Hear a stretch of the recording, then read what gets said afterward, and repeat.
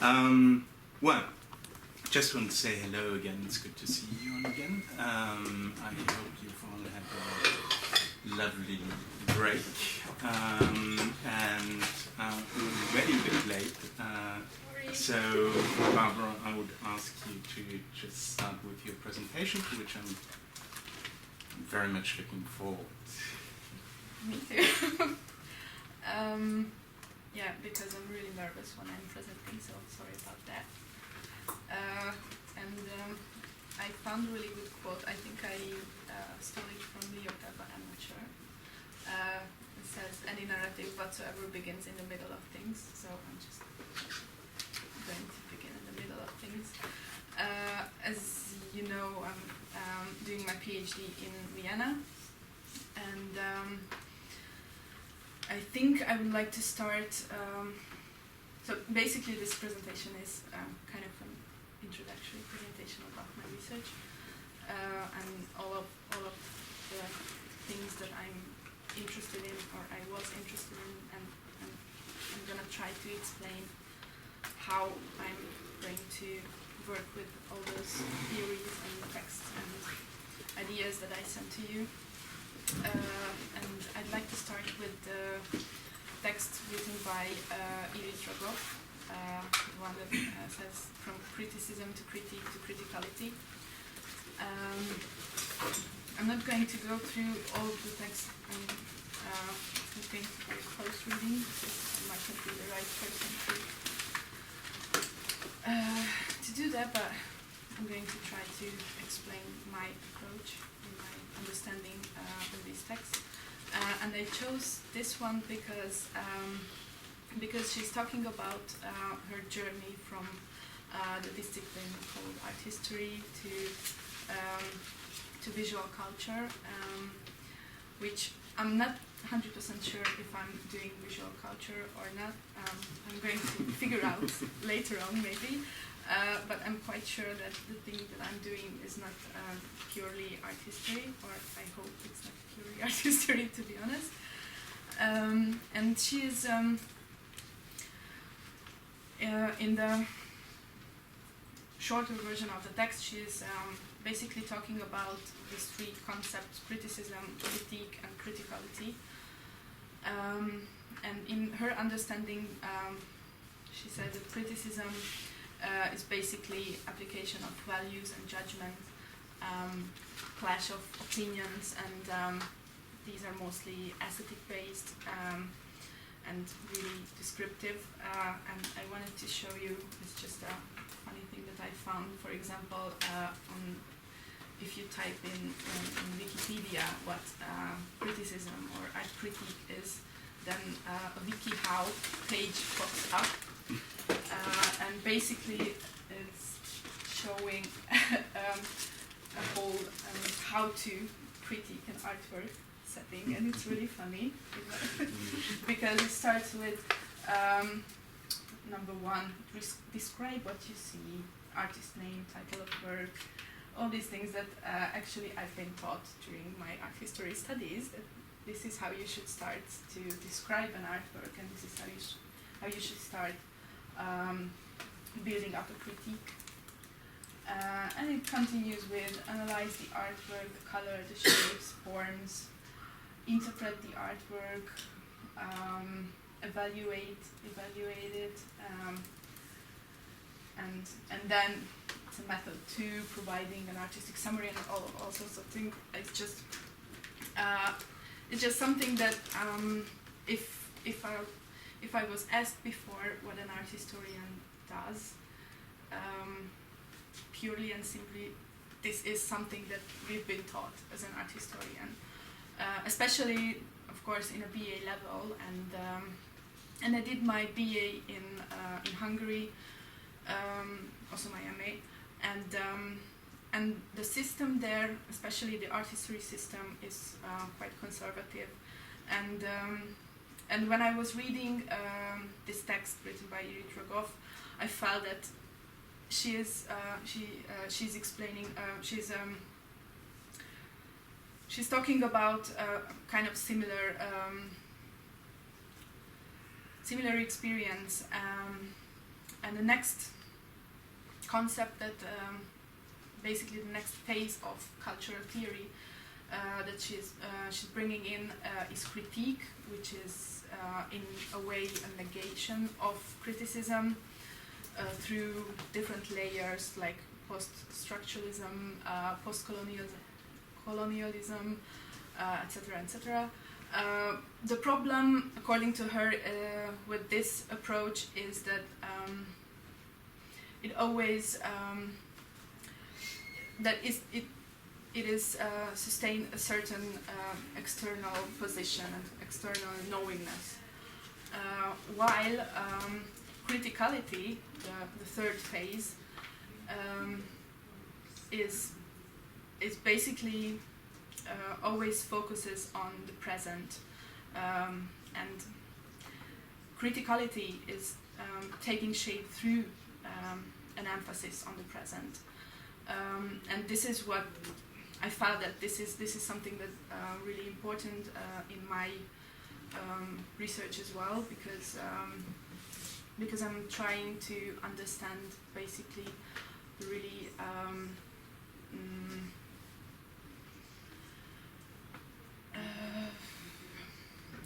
I'm trying to understand how contemporary art operates in within Eastern Europe and within Hungary, and later on I'll explain what I mean by contemporary art, or what my problems are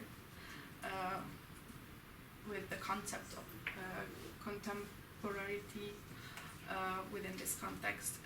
And my initial title of the research was Layer upon Layer, Hungarian Contemporary Art from a Global Perspective, Globalization and Art Theory in the 1990s.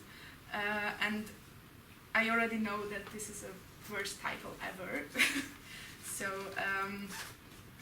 I'm gonna explain also later on why I think it's not the right title. But I have an issue with titles, so maybe ask for your help as well to figure out a better way to call this research. So at the moment I think I'll stick to the untitled number 4 or something like that. It's much more convenient at the moment. And to understand how I ended up basically researching on globalization and an Eastern European perspective, I just wanted to quickly tell you that I wrote my BA and my MA thesis on gender issues, and especially how gender issues got theorized in Hungary, and I was trying to focus a bit on the whole region, but even on an MA level, it wasn't actually important at that point to have a broader perspective.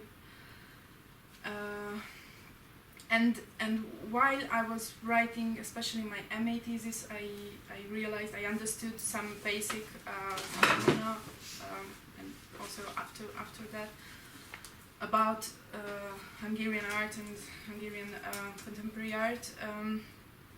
First is that because of our the confusing history of the country, confusing, and by confusing I mean, for example, that being occupied by other countries for centuries and decades, of course, had a huge impact on the culture, on the country, in many levels,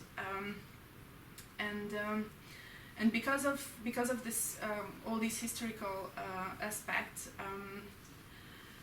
theory always arrived a bit late, and it's not specifically a Hungarian phenomenon. It also applies to many other post-Soviet, post-communist countries, and because of being overdue all the time, somehow art became okay, sorry, I lost my train of thought. Okay, I'm going to talk about this later. So yeah, there's one thing that theory always arrives a little bit late, and by this, for example, I mean that during socialist time, the access to even to the most basic philosophical texts were restricted and translations were censored, which is of course a really interesting thing, even just this small thing to research on, and this basically led to a lot of grassroots practices, such as the emergence of samizdat publications, mostly, for example, translated by artists themselves or even students at some point, and also the underground, unofficial or semi-official culture was really strong in Hungary and also in other neighboring countries. And for example, there is a really interesting another information about this period is that we had, and I think it's something that might be specifically Hungarian, I'm not sure about that, but we had galleries and even alternative theaters at private homes, which had then huge impact on the culture later on, and there is it's also really interesting from today's perspective, and I'm gonna end the presentation with another example of this basically. But you know, when I was writing about gender issues, I was really into that specific research, but then I realized that all of these are basically just a symptom that is a regional issue,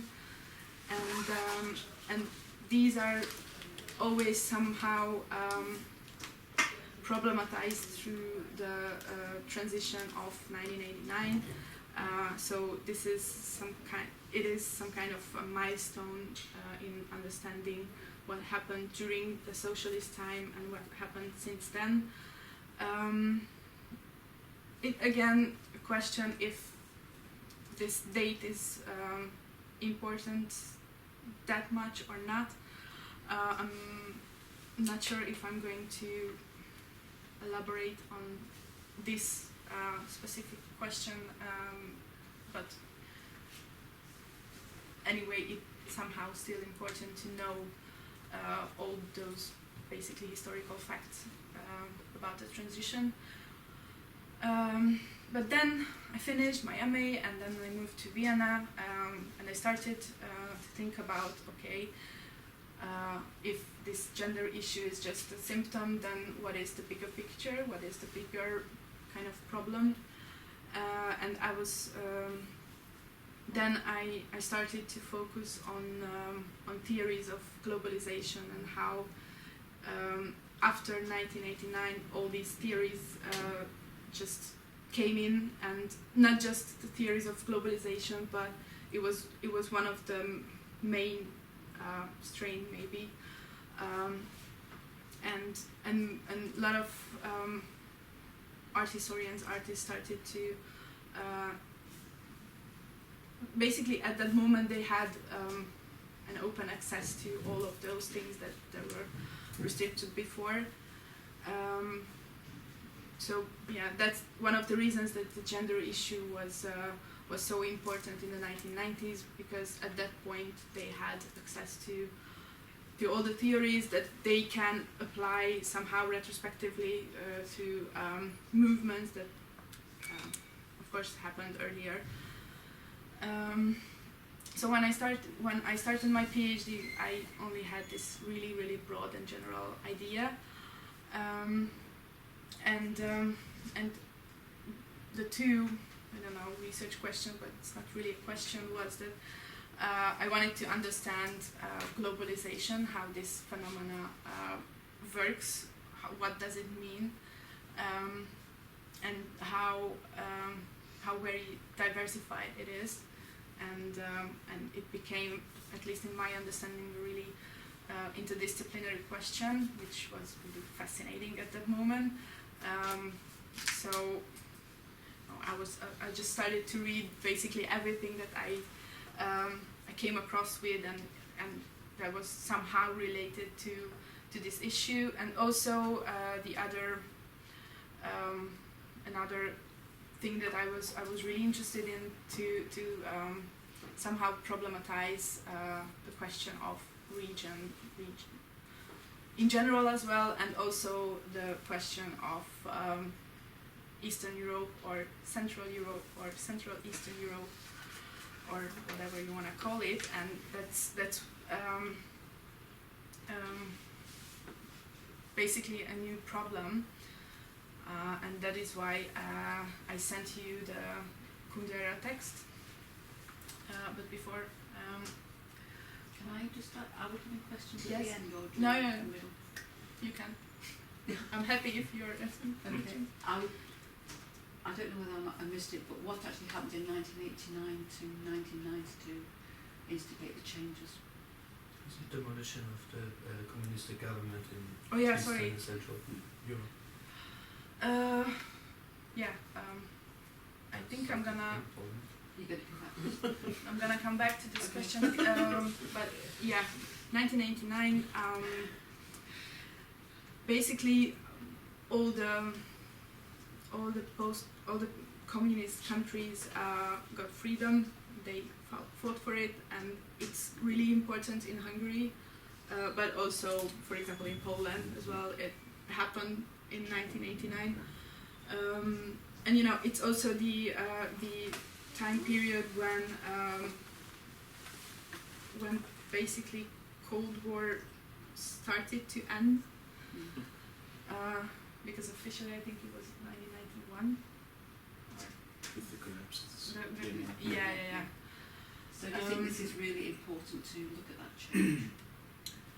Well, I'm not specifically concentrating on the date itself. I'm more interested in the process, how it happened, and how the countries and Hungary within started to build up something new, and how they were coping with this big change, being oppressed and then being free. So Saying is this it like really, a chapter really in simple. your, will this be a chapter in your thesis? Yeah, hopefully, if it will make sense. Have the questions changed a great deal from the early period, the kind of immediate period, the immediate 3 years after '89, to the questions being asked now? I know there's a situation in Russia more than I do in Hungary, but it's quite... You mean if it's questioned that it's still Well, the important, or? immediate breach is that there are all sorts of questions that you can now ask Yeah, publicly that you can't ask before. yeah, So that's true. there's an opening, and there's also a reclamation of identity in some way. The question of identity becomes immediately apparent. Yeah. But is that one thing that's interesting is these seem to be the same questions that mobilise the research that you have now as they were then. And I'm wondering what's different to 20 years or 25 years from that event. Yeah, it's a really good question. I think we're gonna touch upon this a little bit later, because one of the reasons I'm focusing on this in this depth at the moment, because now the political situation in Hungary is changing, has changed a lot again, and now especially the Hungarian culture scene is starting to ask all sorts of questions that were already asked once after 1989 in the early 1990s, and now we are somehow getting back to those questions and addressing somehow basically the same questions, but from a new perspective, because we were all happy to have capitalism at that moment. It's okay, it's simplifying the It's facts, called a but- dialectic. You but- come back to the same place, but it's not the same place as it Yeah. was. Yeah, and now, for example, our beloved Prime Minister likes to say that Hungary is on the way to reach the point of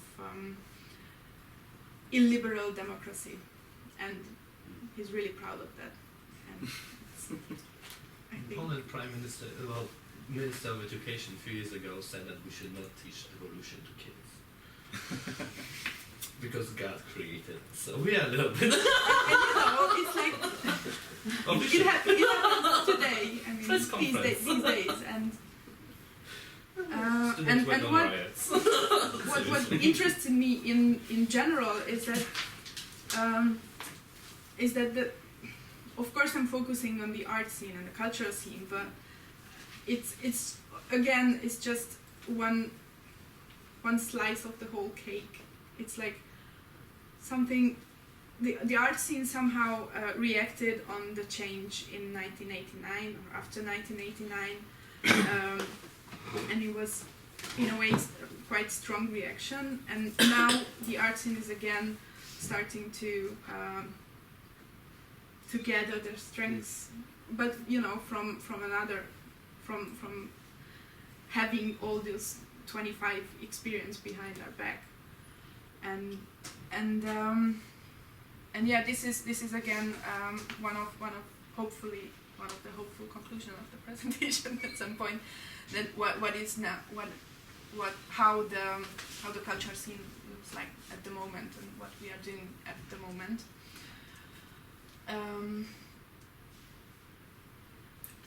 Just a quick word.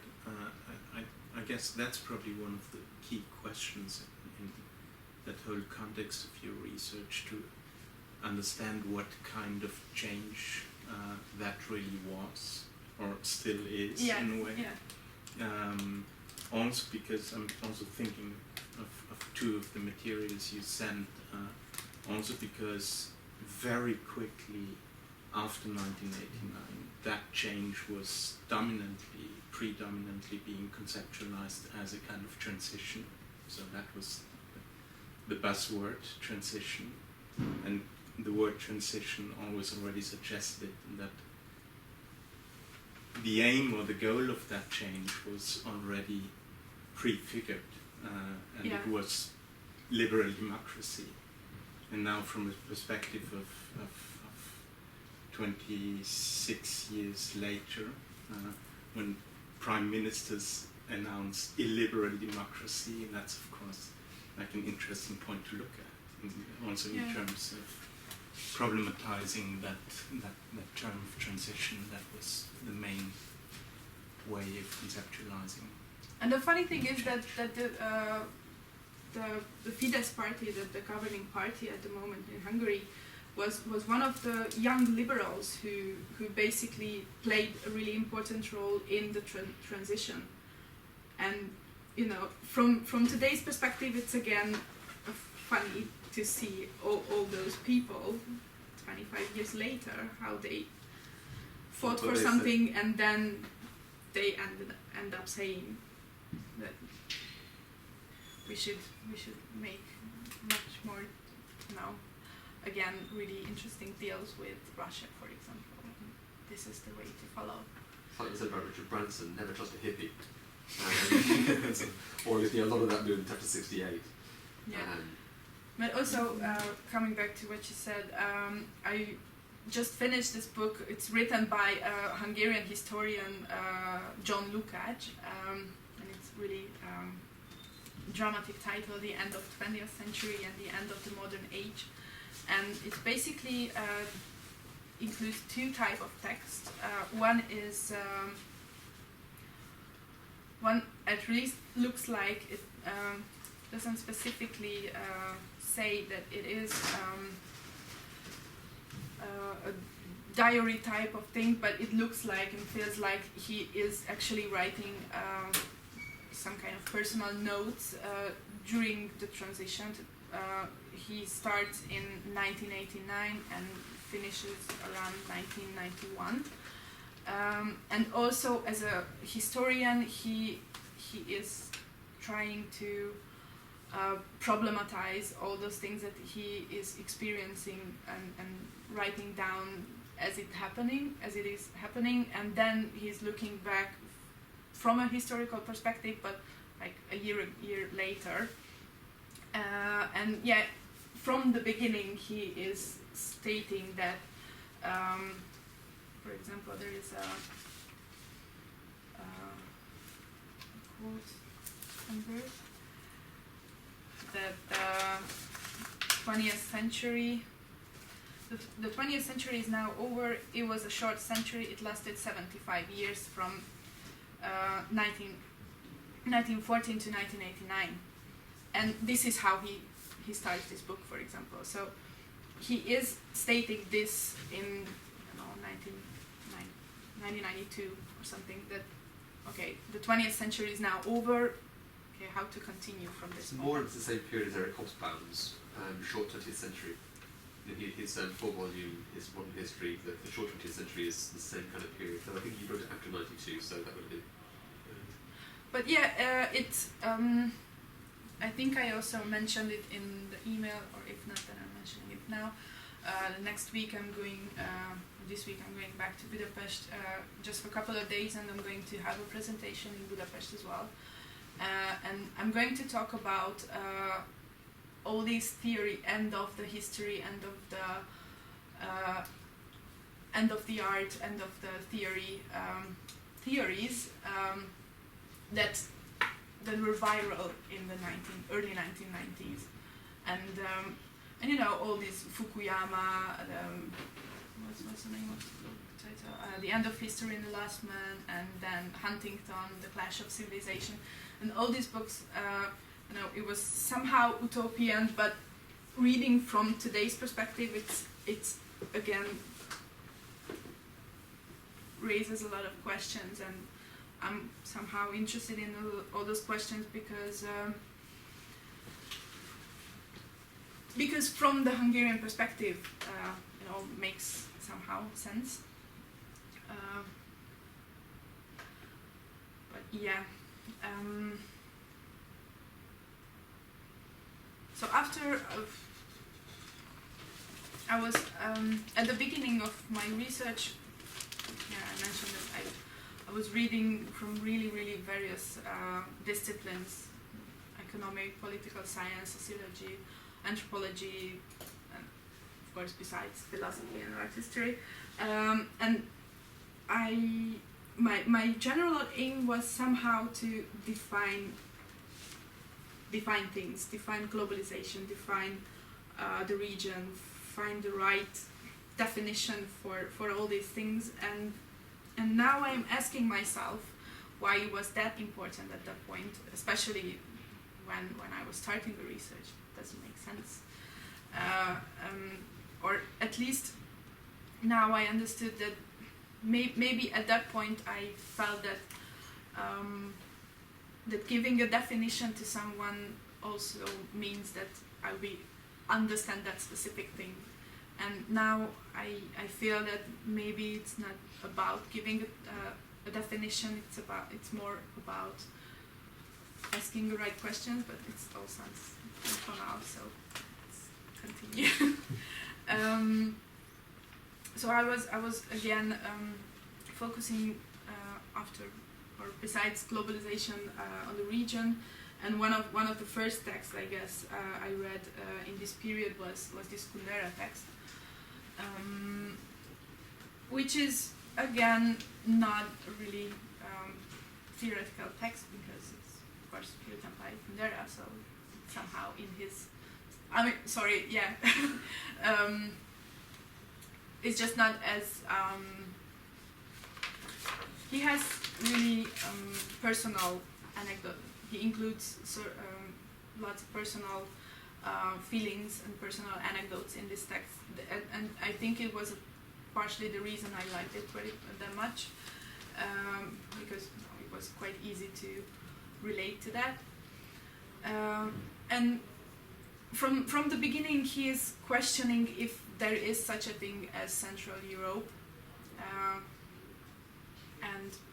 and for example, this question is if there is such a thing as Central Europe or Eastern Europe or Central Eastern Europe. It raises a lot of issues of identity, geopolitics, and also the fact or the name Eastern Europe comes from basically a political concept, and as Kundera explains it, or in his words, Central Europe is not an actual geographical entity. It has no borders, even though you have some sort of idea what countries would it include, and somehow I really like to ask this question, especially to those who are coming from a really different region, really different, for example, from to Americans, who has a really different idea about, in my experience at least, about European countries and how Europe is constituted,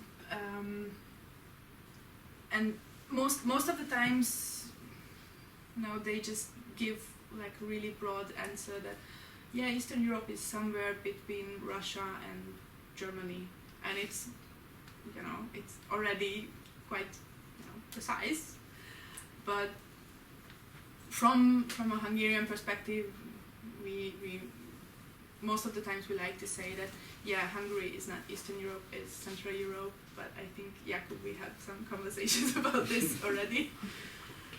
How Germany, Russia, that's Poland. yeah. Borders. A little border with Russia, tiny one, but still there. So, for example, Central Europe, in Kundera's understanding, is more like a historical entity and not a geographical concept. And this is one of the really it's a permanent issue that Hungarian, not just Hungarian, art historians from the region still ask themselves if there is such a thing as Eastern European or Central Eastern European art, for example. And just last year there was a huge international conference in Poland, in Poznań, organized by a Polish art historian, Piotr Piotrowski, who is writing a lot about the art history of the region and how to theorize this region. And this conference the title of the conference was Eastern European Art Seen from a Global Perspective, Past and Present, and it was a huge overview, meant to give a huge overview of all these countries that somehow involved in this Eastern European artistic research. But it again was really sorry. When was that conference? Last November, October. I think October. I did some interviews, for example, with some of the art historians that were presenting there. I can send you texts if you're interested in this.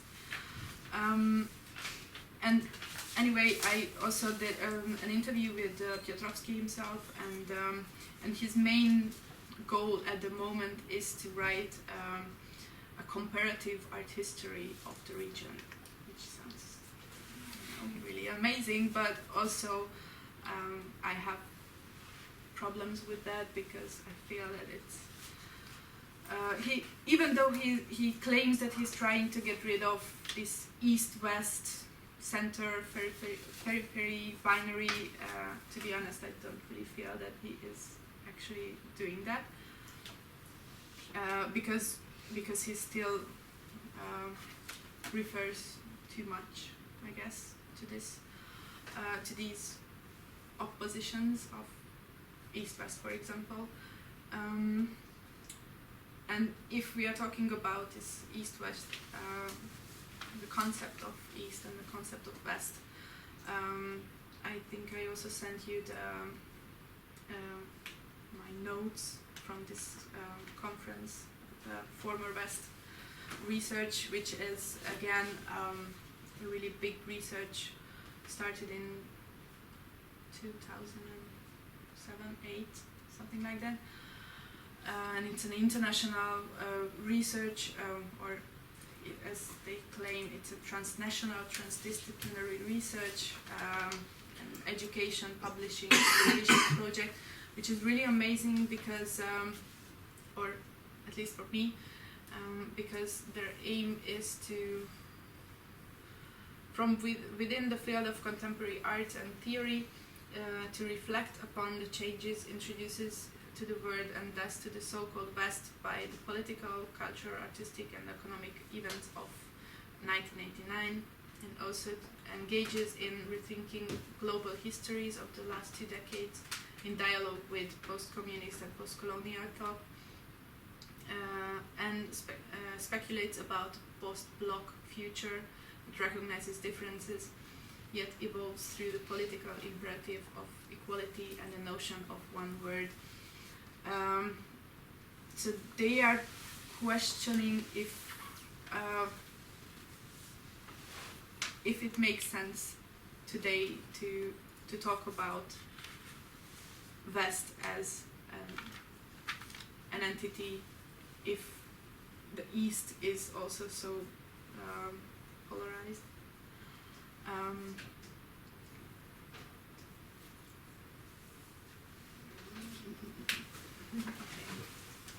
know what I wanted to talk about. Yeah, for example, the next meeting, the next public editorial meeting of this former West research is going to be in Budapest in May. I don't think I'll be there, unfortunately.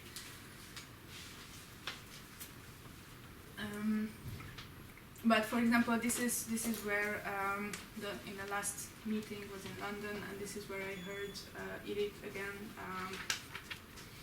Her presentation was really amazing, and this whole research.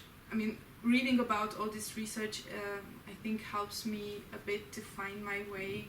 I mean, for example, just to be simple, not to raise all those questions that are already been raised and already been discussed a lot, because then what's the point of my PhD? And one of the things that I started to be interested in is, instead of focusing on globalization and focusing on the impact of globalization on, for example, art history writing on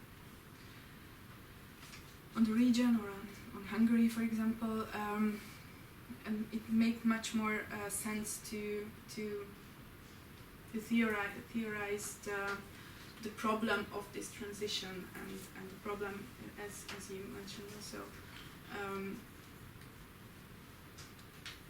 I'm not sure if it's a problem.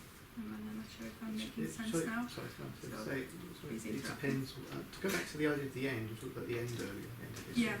There's a common theme within, say, major philosophy, say hermeneutics or analytic philosophy or postmodern. They've all got an idea of an end. What the hermeneutical tradition, end Heidegger again, end to metaphysics.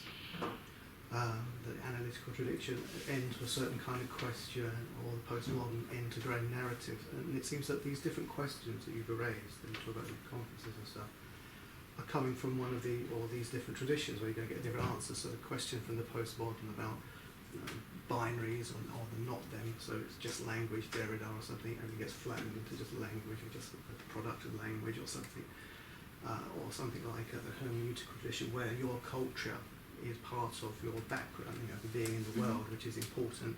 And stuff like this. And the whole question of binaries, Stengers might say that, you know, binary is a problem. The thing is not to see them as a problem. So the singularity is a problem of multiple singularities, is the binary with identity. The thing is to get over it as a problem. But it seems like you're firing up rockets here, and the targets are going up from different positions and asking different from these positions, and you're sort of jumping between these different positions. I'm just wondering if the difference between talking about history, putting together these different histories, and then questions that might figure as particular and universal, where you are the centre of the agency, and it's you know, is your work going to sort of, are you going to figure in your work, if you see what I mean, or is it, you know, are you going to be the agency? Are you going to have these chance encounters? Are you going to have the situational, or is it just going to be sort of more generalised questions about how you can address these different philosophical positions, whether it's a historical position that comes out of a human use, cultural background, and the importance of that identity of a country that, as you say, has been invaded, and reading those articles you sent us, you know, fascinating articles about, you know, culture gets crushed and that kind of thing, which is obviously, you know, important when you're talking about the politicians and their manoeuvres. So this kind of questions in hermeneutics, or questions about the postmodern stuff and whether there is an East and West and that thing and the grand narrative and that dissolves away and that kind of stuff. So, you know, I'm just wondering about these different positions and whether you can see that they're already embedded within sort of philosophical traditions and histories already, already. But that's not quite the same as then having you positioned, I think, if you see what I mean. Talk about those things. It's not quite the same as how you know, as a person, an individual, relates to these universes. See what I mean? There's two different levels of horizons moving there, shifting like this in your presentation. And I find it fascinating because I know very little or nothing about. You know, it's just a sense really of that part of the world. You know, a very rich sense, very you know, exciting place, just like back meeting you and Jack at the Acre and people like this and stuff. But I'm just wondering if you, no, it is.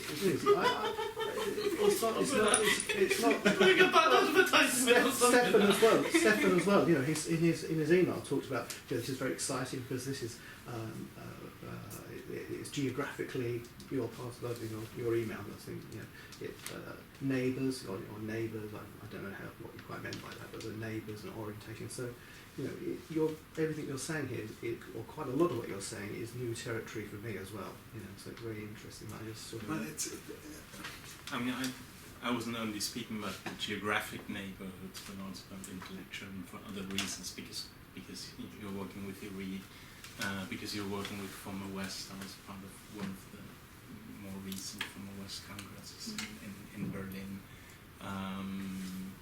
Because when you know, Boris Buden, who was at the editorial meeting at Goldsmith as well, who happens to be one of my closest friends, and we've actually written a book together and translation. And he's from Zagreb originally, now living in Berlin, and he's written a book without my co-authorship in that case, because that's much more his domain, of course, on what he calls the end of post-communism, as a sort of intervention into all the debates around the end of communism, which is challenging.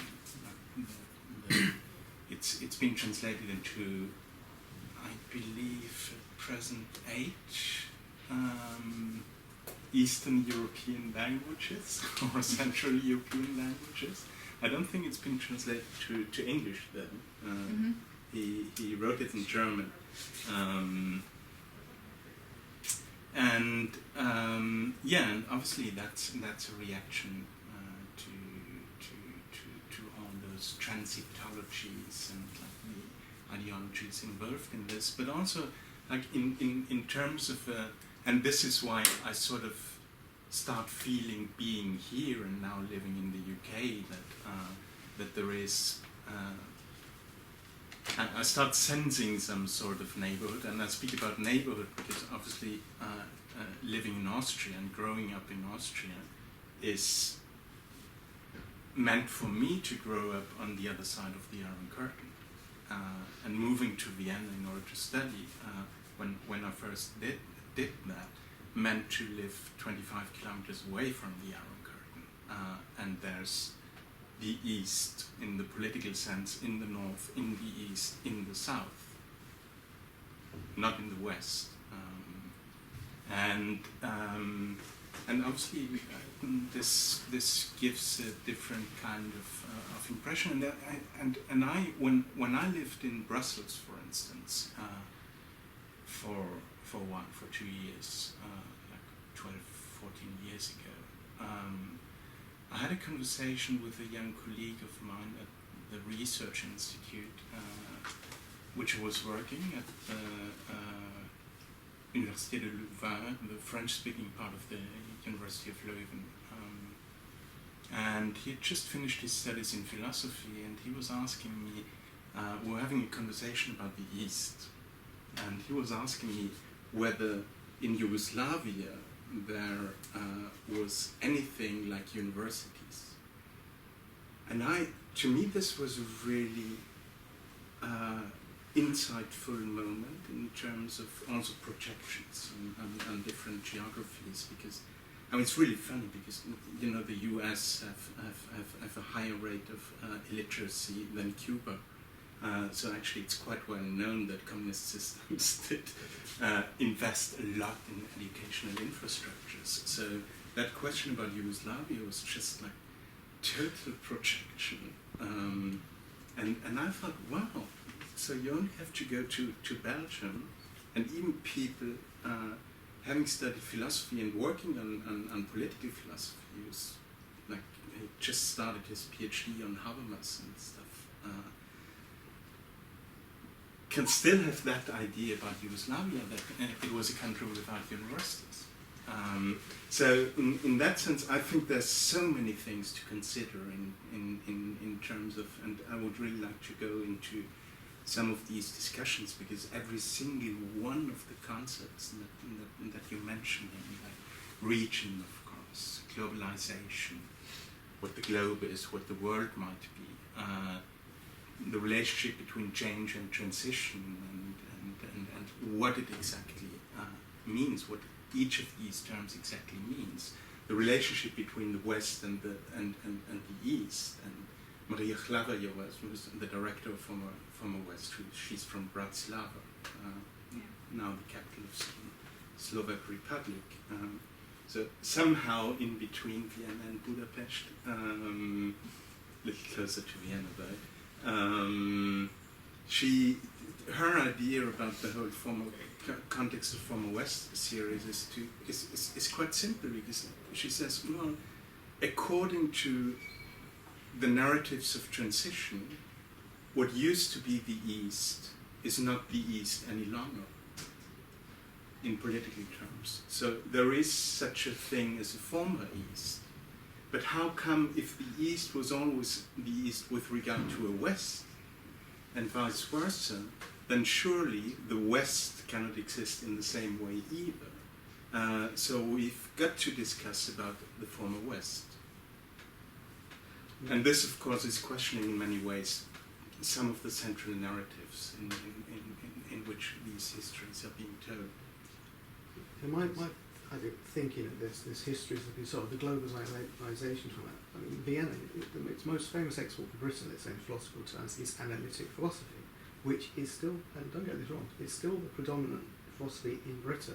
The elite universities are mainly analytical. Continental, somebody who's looking into work, is still the the bastard child of Europe or something. But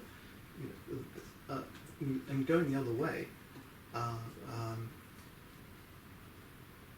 the postmodern into the East, let's say, as you said, it was late translations, theory, that kind of thing. I would think that part of the world is much more, as a Heideggerian yourself, I think when you first introduced yourself, you said, somebody who is more likely proclivity, not a Heideggerian, sorry, I used to be one. Yeah, but but- in the meantime, but How you can handle it?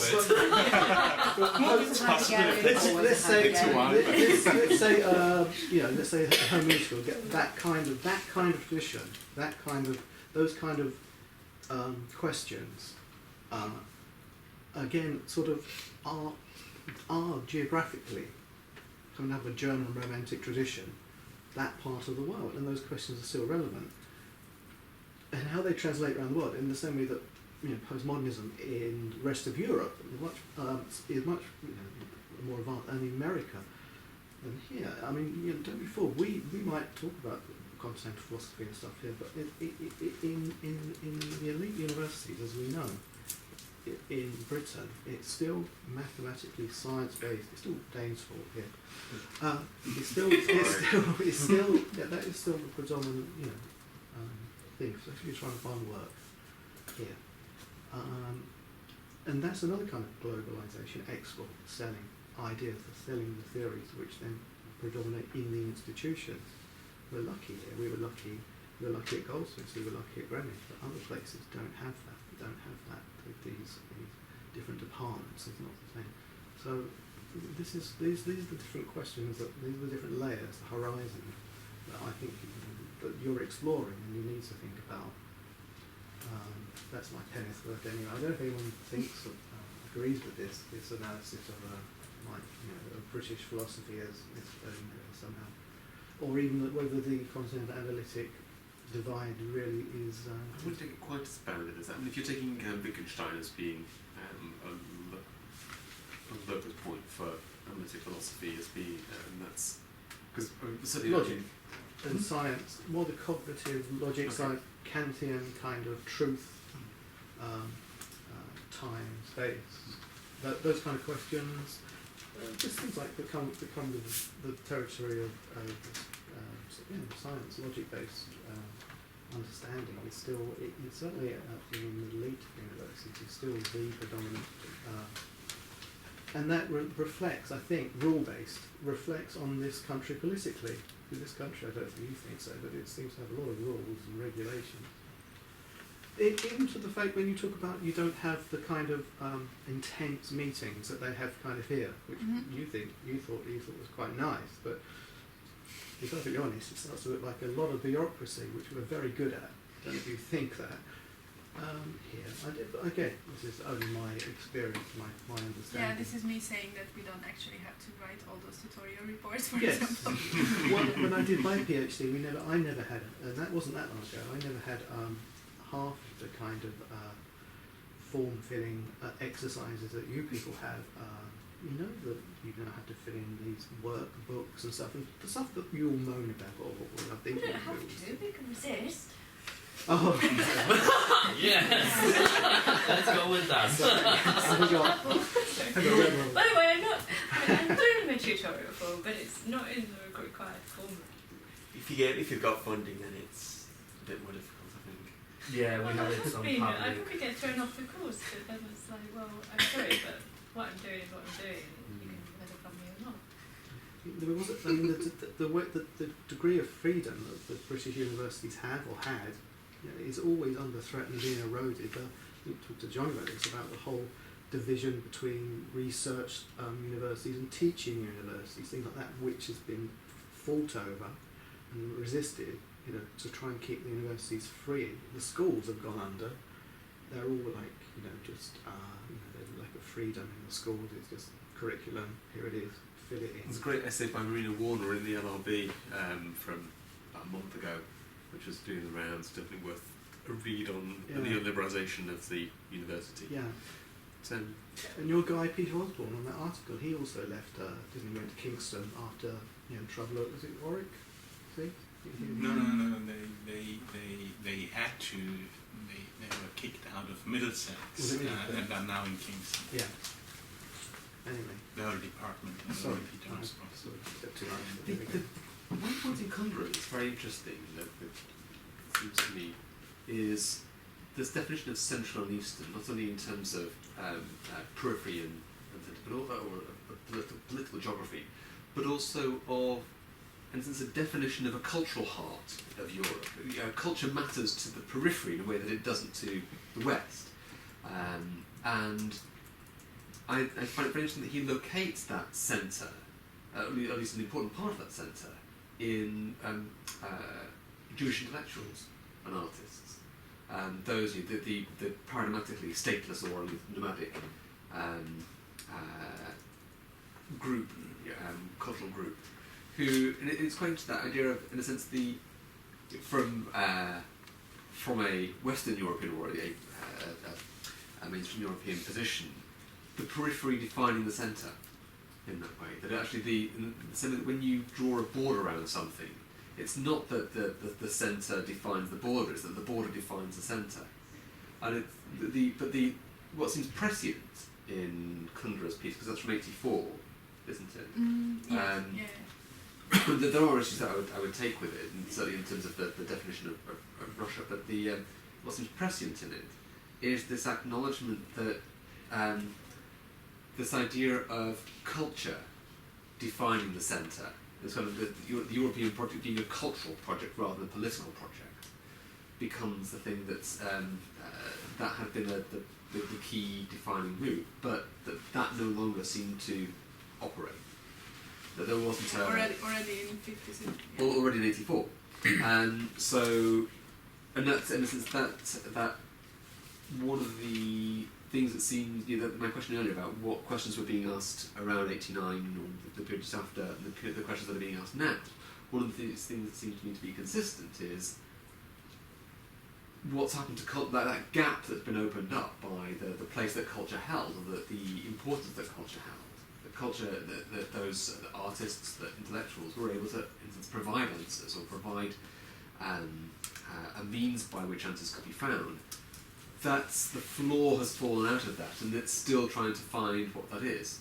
And in this is the thing that seems to have filled that gap is this idea of the contemporary, which is why the exit from the contemporary is so current and so relevant an issue. Have you come across one of your colleagues, Sohail Malik? Definitely worth looking. He's got a book coming out this year, hasn't he? I think on the exit from the contemporary, or why artists why we need an exit from contemporary art. Because this idea of the contemporary, in a sense, flattens history. It becomes this ahistorical filler, this void, but not a critical. There is in Irit's terms, it's not a critical filling. There is a Hungarian art historian who's recently started to give lectures, write about post-contemporary, and this is Leon Gillick and a little chapter on post-contemporary as well. Yeah. Just worth looking at. This is actually something I would very much like to discuss in more detail. All the discussions revolving around the concept of culture, but you haven't finished yet, right? So maybe you should.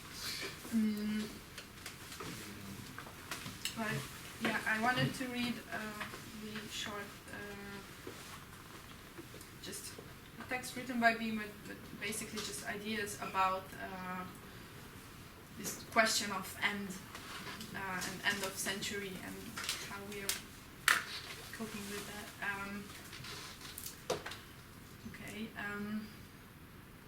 The dramatic setting of a fin de siècle, end of the century period, is always full of mixed emotions toward the century that has come to an end, and at the same time towards the yet unknown future too.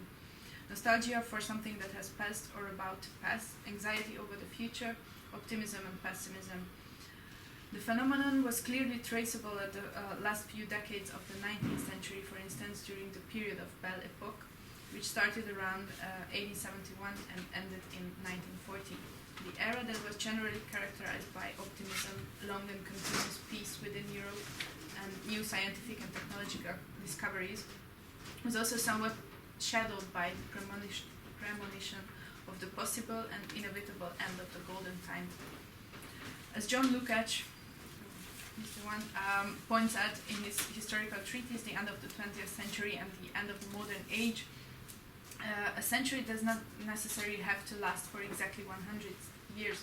He argues, for instance, that the 20th century lasted only 75 years.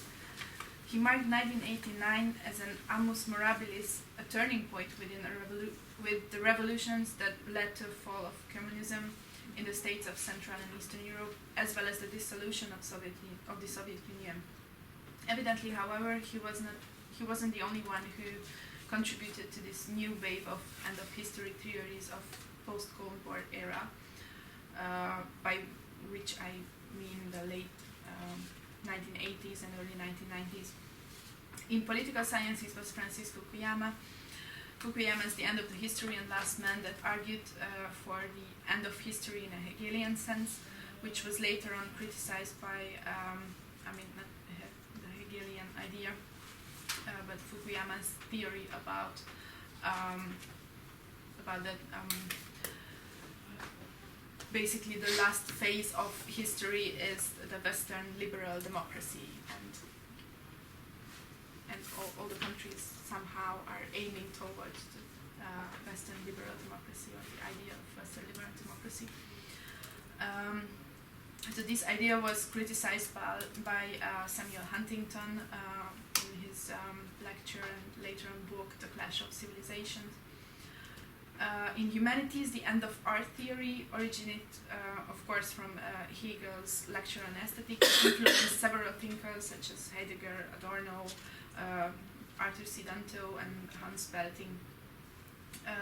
The latter three, although from quite different perspective, all ended up questioning the legitimacy and necessity of historical approaches, historical continuity and progress within philosophy, art history, and theory.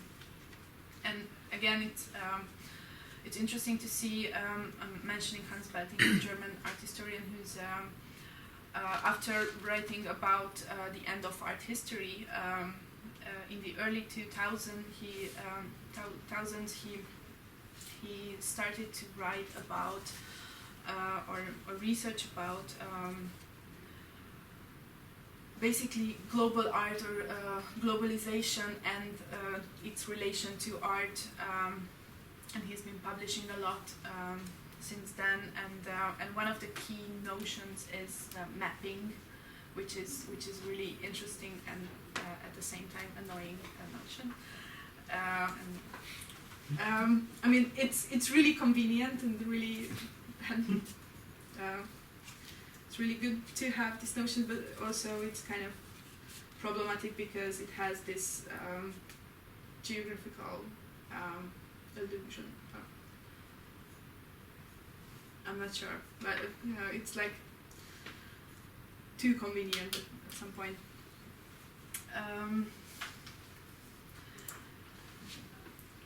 What I think.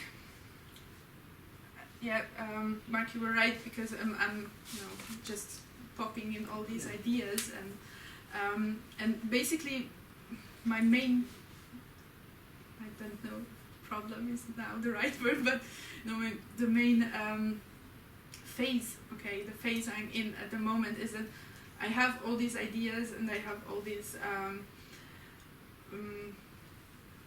approaches that seem to originate from kind of the similar position, and I'm trying to figure out how can I approach this problem, and how can I find the right maybe way to vocalize it, or find the right language if we want to talk about somehow cultural translation, because I think from my perspective, being Hungarian and researching on mostly Hungarian issues, it's really important from the Hungarian perspective to understand what's happening outside of the country and within the region, within Europe, or in a global context.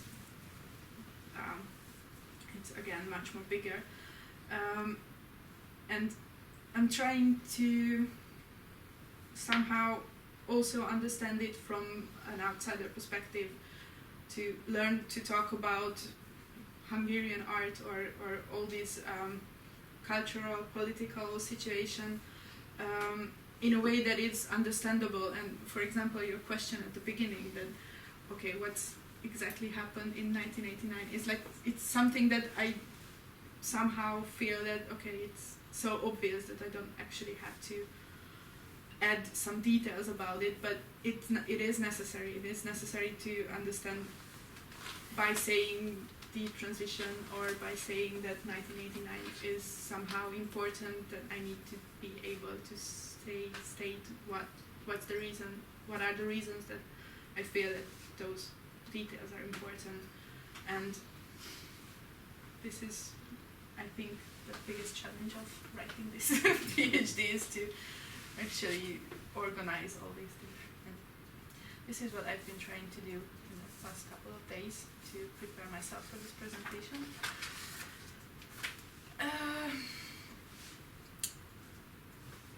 I think the reason I chose and sent you the text of my former professor, Edith András, again an art historian from Hungary, but she's just partially living in Budapest. She's also working in the US, which is, again, I think it's important because I learned a lot from her how to translate all these ideas into a foreign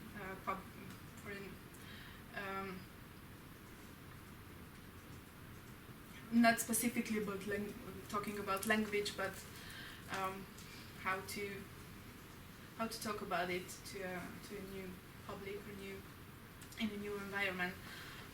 And I'm still having problems with it, but hopefully I'm getting better and better with time. And in her text and in her other texts as well, she's working on theorizing this ex-socialist, basically, of course, again, the transition of the ex-socialist countries, and she is in this specific text offers one perspective to apply or use cultural trauma as a concept for understanding art and its reception, but also I think it's just one of the possible ways to deal with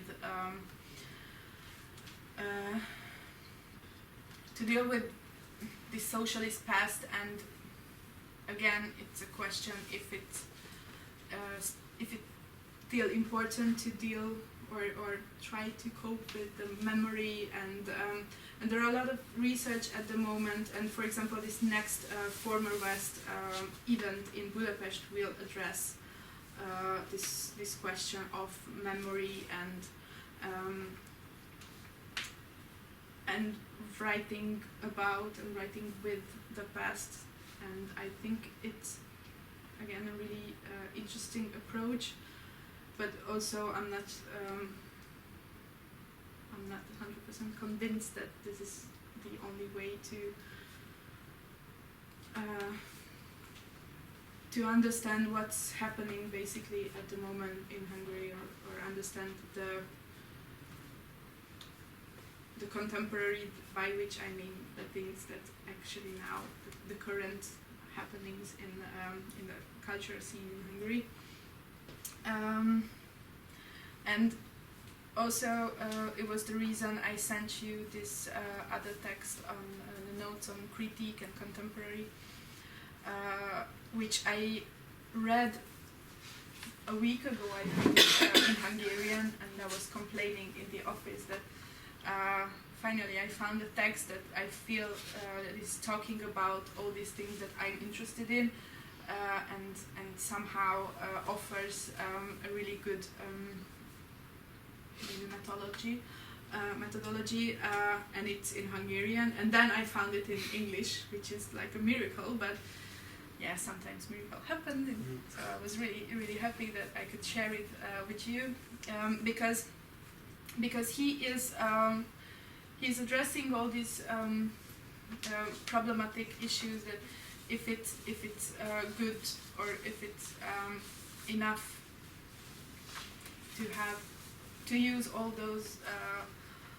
all those terms that are already been used for 20 years. And if it's sufficient when you are trying to address the current situation in Hungary, and he is ending with examples examples from the recent past from the Hungarian contemporary scene, and I also have another short text somewhere that I wrote earlier about this recent event, and I'm just gonna read some part of it, and maybe later I'm going to show you a small video which will be funny, so hopefully.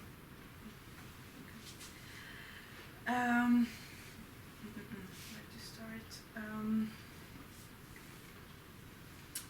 Okay, since the Fidesz government came to power in 2010, there has been a concerted attempt to shake up the cultural establishment as part of the right-wing campaign to claim the job of dismantling the remnants of the socialist system and the return to national values of the pre-communist era. The unfolding of this strategy is having a profound effect on the cultural sphere within the contemporary art world, as we know in facing a real struggle for survival. In 2012, through the new constitution, the government, this Fidesz government, established the extremely conservative civic association called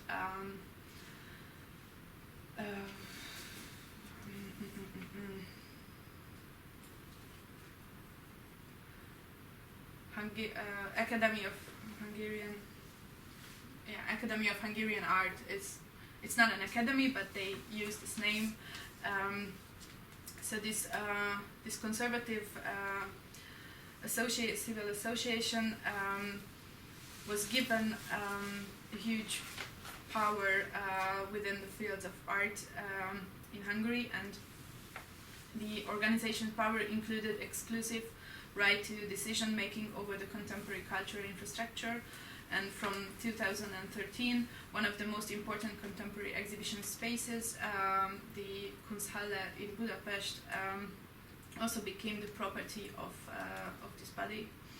And I'm going to show you later on a short video, because in reaction to this governmental decision, some members of this group left, while other artists, art students, art professionals and cultural workers formed a group called Free Artists and started to protest in various forms. One of the symbolic protests was a performance called Gangnam Dance. I'm sure you all know the Gangnam Style video, but I'm not sure if you know the after story of the video, that Ai Weiwei also made his version of the video, and then Anish Kapoor as well, along with celebrities of the international art scene, and basically at the same moment, or after Anish Kapoor's video, the Hungarian scene also did their version of this video, and they were wearing masks, but instead of wearing Ai Weiwei's face, but I think at some point they were also wearing Ai Weiwei mask as well. They were wearing the face of the president of this association, György Fekete. This paper mask, you're going to see it in the video, and it was somehow a reaction also to of course, the international occurrences, but it was a protest basically to save the freedom of the cultural scene, and also at the same institution, the same building, there were weekly performances in front of the building. So at that moment, of course, they could enter the building, but they didn't want to, because the building at that point, from that moment, it belonged to this this conservative institution, the conservative association. So so those the artists who decided to protest, they were basically protested outside or on the stairs of the building, and there is a photo series I wanted to show you, and I think, for example, in this case, it's really important to see how these protests are used as an artistic form, and also it's quite similar to the way how the cultural scene looked like during socialist time, because there is a well-known, again in Hungary, well-known phenomenon that the second public sphere as a concept, as somehow semi-illegal or underground way of doing art, basically. So there was one way of there was the official art and the art that was allowed to do and allowed to exhibit during socialist time, and all those forms that were not allowed to exhibit or was somehow restricted became this that belonged to the territory of this second public sphere. So from having all this past, basically, Hungarian art after 1989 faced this question: if from that moment, if there is freedom and there is no need to have this kind of second life or underground life, how to enter all these new possibilities, and the early 1990s was an interesting period because at that moment they got, for example, they got funded by a foundation established by Soros, and they got basically a lot of money to do whatever they want, and especially in the early 1990s, it was quite easy to get funded by this institution,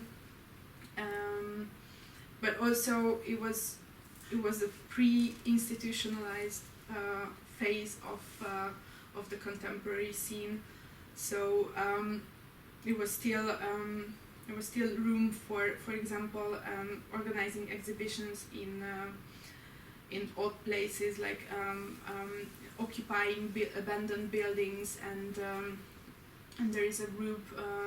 There were a group that were active for like 4 or 5 years in the early 1990s that basically became famous because they organized these pop-up exhibitions in various places in the city.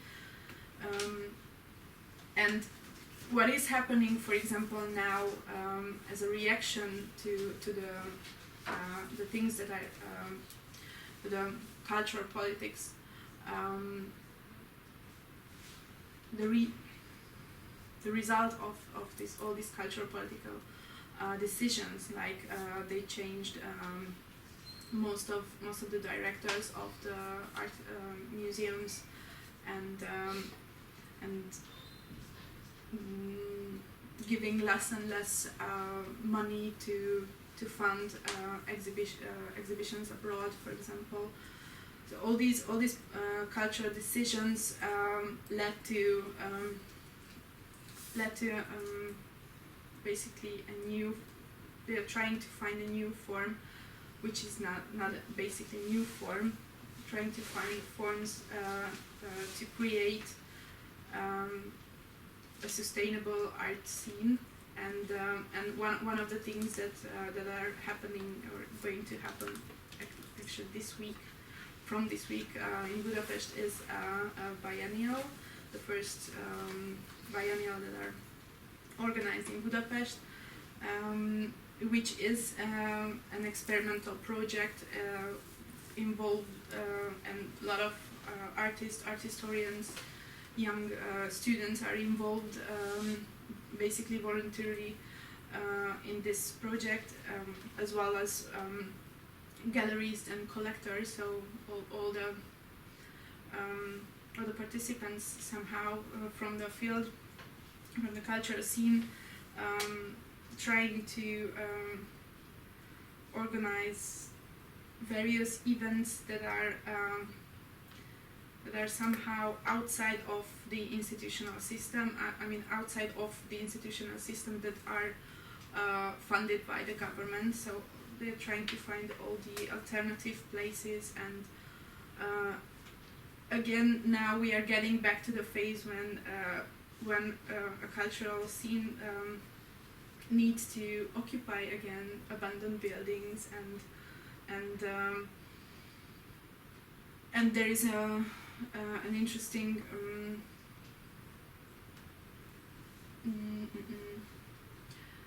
string of organizing public events. I mean, public art events in not just in Budapest but in various places in Hungary, even in small villages. Sorry, I'll interrupt you, but it's very interesting. When you talked about the second public sphere, was this what you touched on at the beginning about private house, having private house? I don't know, maybe I'm too close to it. Was it similar to this kind of second sphere when we used to, back in the day, I'm talking about the late 80s, break into empty houses and have acid house parties, which then become techno and then become commercialised and where we are now, or something, or back in the day when we'd have free festivals, Stonehenge and Glastonbury, which now is this huge event, but back in the day was this illegal, thing that when you talked about the need to have, it's sort of, I'm wondering, there's kind of similarities here between.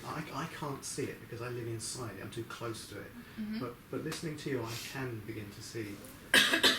What is art history even, because there's the as you say, there's the institutional art history, and then there's what I understand, my history, my contribution to a community which doesn't necessarily get written up in the same way, the grand narrative stuff.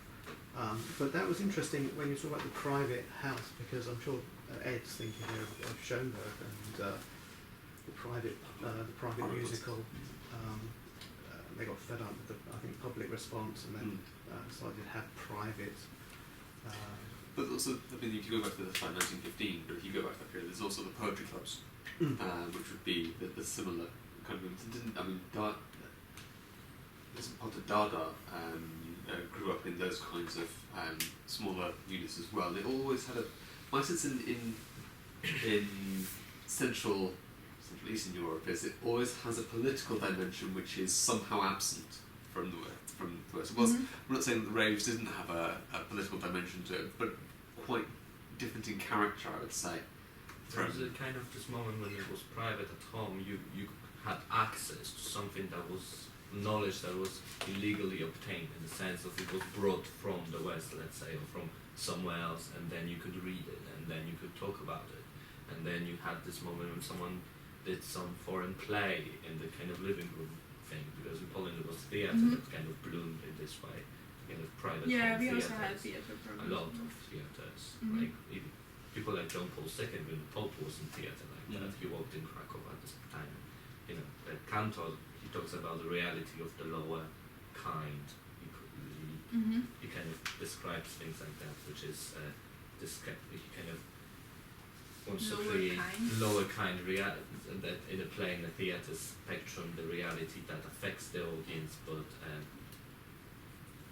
it doesn't necessarily represent the real in that manner. I don't know. It's quite complicated, and he doesn't make it simpler because he writes about it in 20 different pages. Like you need to 6 sentences throughout his whole writings. Like sometimes hidden in his play, the sentence that he means for it, and it's ridiculous to find. But he writes about it, and that construct of like private home is very similar to what I think he was trying to do, and in the kind of public theatre and performances. So I have a lot of that, and so yeah, but it has this much more stronger political connotations to it because it was so illegal, as in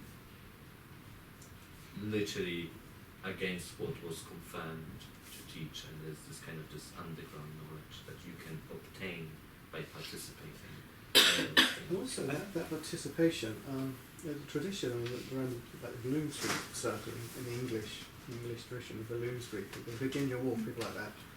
I think of performances, theatrical performances for each other in their own houses, which technology, television, radio, and stuff has disappeared. There was also going back traditions of performance of music. Families would sit around and even play music, that kind of thing. It still happens. It does still happen, of course, but not quite. It happens in a very conservative way. But then there is this kind of fear. I think it's interesting. The political fear, because your neighbors could call to the milice, because it was called milice at the time, and they would come in, they would take you out, and you would get beaten. That's simple. That's how it worked. Or if you were a student, they do that to you just because you walk down the street and you're a student, so they can catch you. Because of course, as you're a student, that means you're learning. That means. But even here, these kind of performances get difficult. But once again, go back to this idea of law, because everywhere now in this country needs a music license. It never used to have that problem. You know, it was much easier. Again, I'm talking about the law and analytic philosophy and how this kind of affects. Maybe I don't know. Maybe I'm making too many associations here. But I was just fascinating about that kind of second sphere that you talked about there, and you know, and by listening to how you talk about how, as I say, it's too close to me. When you live inside it, you don't quite see it. But talking to you, listening to you talk about it, does sort of make it bring it into relief. And you know, Jack, the way he talks about it is very interesting. Sorry, I'm just interrupting, but No. And you know, it's again applies in my case as well, that I'm so involved in all these things, especially for example in this biennial, that it's hard to see, you know, hard to step back. There's also that very interesting, I always find, with the kind of what you mentioned, they're using abandoned warehouses and stuff like that, and things that happen in the same, well, less and less, let's say, because it's more and more difficult to obtain, in a sense, funding and stuff like that, but it's the health and safety. There is no health and safety. You know, there were literally people just walked in. There is no security. There is no one governing those buildings. You just walk in and you just use it and you make something out of it. And that's it. It was that simple in the sense of there is no health and safety. No one who needs you to sign thousands of papers. Is this one of those repressive gestures? The way to. And there's lots of things being. But the way to control people is by offering to protect them. We're doing it all the time. So I always find the notion of health and safety here so fascinating. Yes, I'm gonna use a ladder. Like it's about the removal of risk, isn't it? yeah.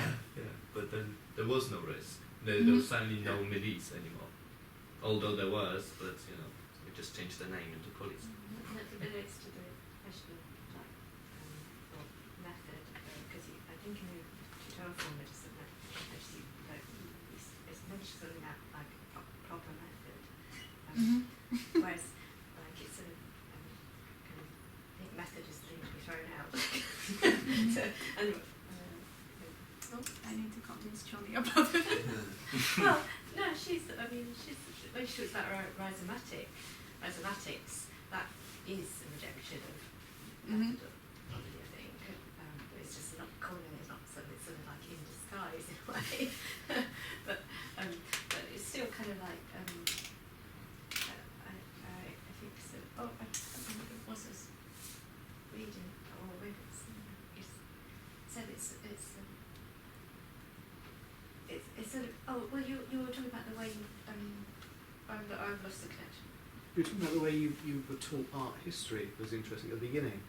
Well, that thing that you showed us, the wiki, what's it? Yeah. Where it said first analyse your painting this way and that, which reminds me of something that Chris had extracted from from a Heidegger piece, which was basically boiled down to, you know, in presentation or in relation to things, it's not explain it, which is what that was doing. It's recoil and respond, which is not the same as explaining. I'm just wondering if that art tradition that you were taught in, is that part of the conservative tradition? Would that be wrong to say that you would understand that as part of that teaching art history and how you were taught it, how you showed us on there, as this first take your picture. What was, I can't remember, but you know how it is to first look at a picture. I don't know, but Describe the colours. describe the colours, yeah, that kind of thing. Is that part of the, you know, the tradition, or would you say is that the conservative? Is that? Yes, and also what is interesting in art history education is that we somehow finish around the Second World War. Yes. There's nothing that happens after Yeah. Second World War. And you know, You if never learn 20th century. Like if So you are it's- doing Nobody art else thought history of the history, training, Yeah. then most of the times you are trained to write art history that happened Yeah. before that period. Is it also And you know, Yeah. when you're facing contemporary art, which you are living in, yeah, and you have no tools, yeah. then Is it also based around the idea of genius? Is the genius artist? You talk about the history. Is it sort of a lot around that kind of thing, which is like really Kantian or post-Kantian kind of idea? The genius artist is, you know, the arbiter of taste, and very much revolves around that, learning about that kind of thing. Is that again part of that? That you were saying, Oh, yeah. no history beyond the Second World War.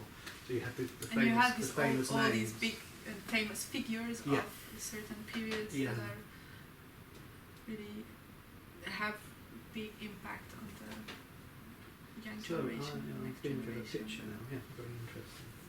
Yeah. I want to ask you, instead of a conclusion, as it were, what are for you the things that you're at this point really struggling with in terms of the project and how you approach it? Because yeah, obviously I'm asking because this touches so many different points and fields of discussion, so it's not easy to find ways of addressing all of them at the same time. So Well, I was basically just that's the wondering main problem. where you're at with the project and what your most burning questions are. That's a good question.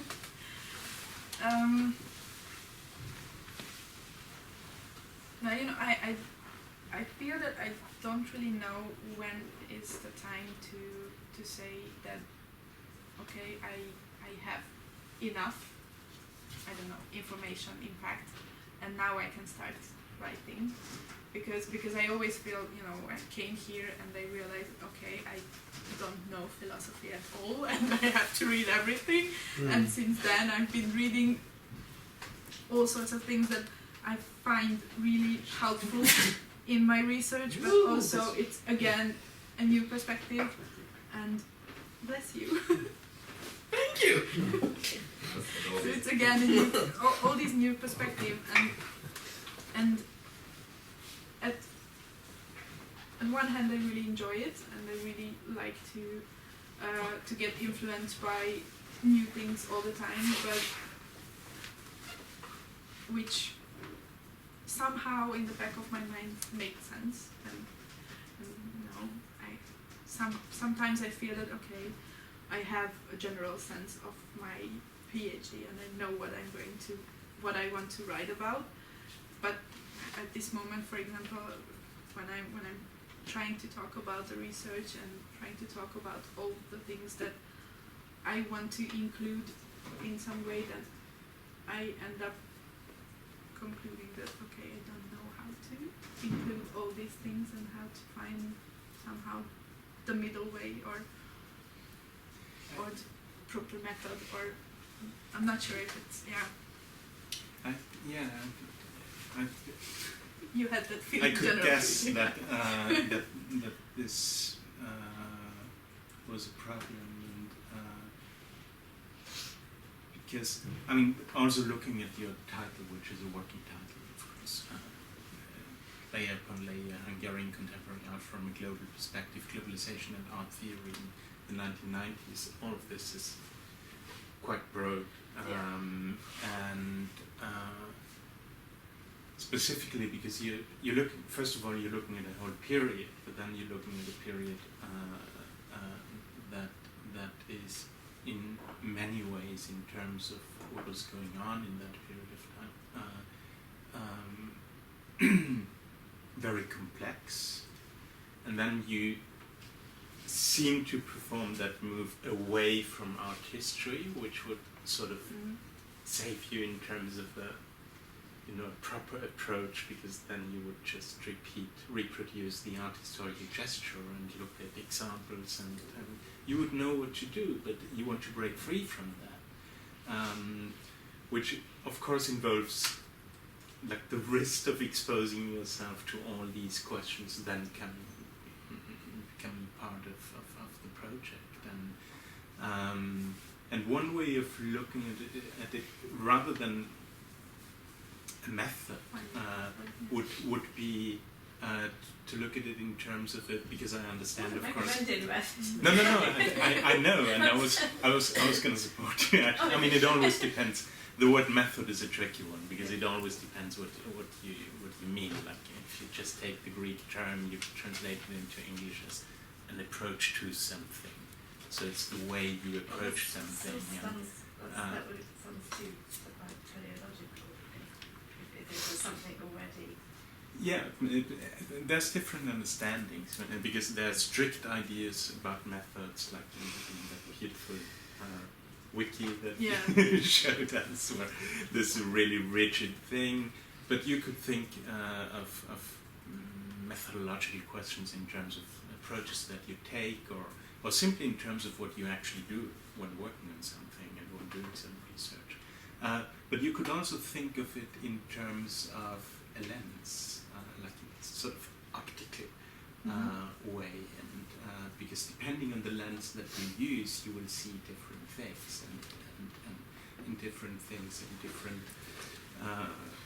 precision, and sort of highlight specific things,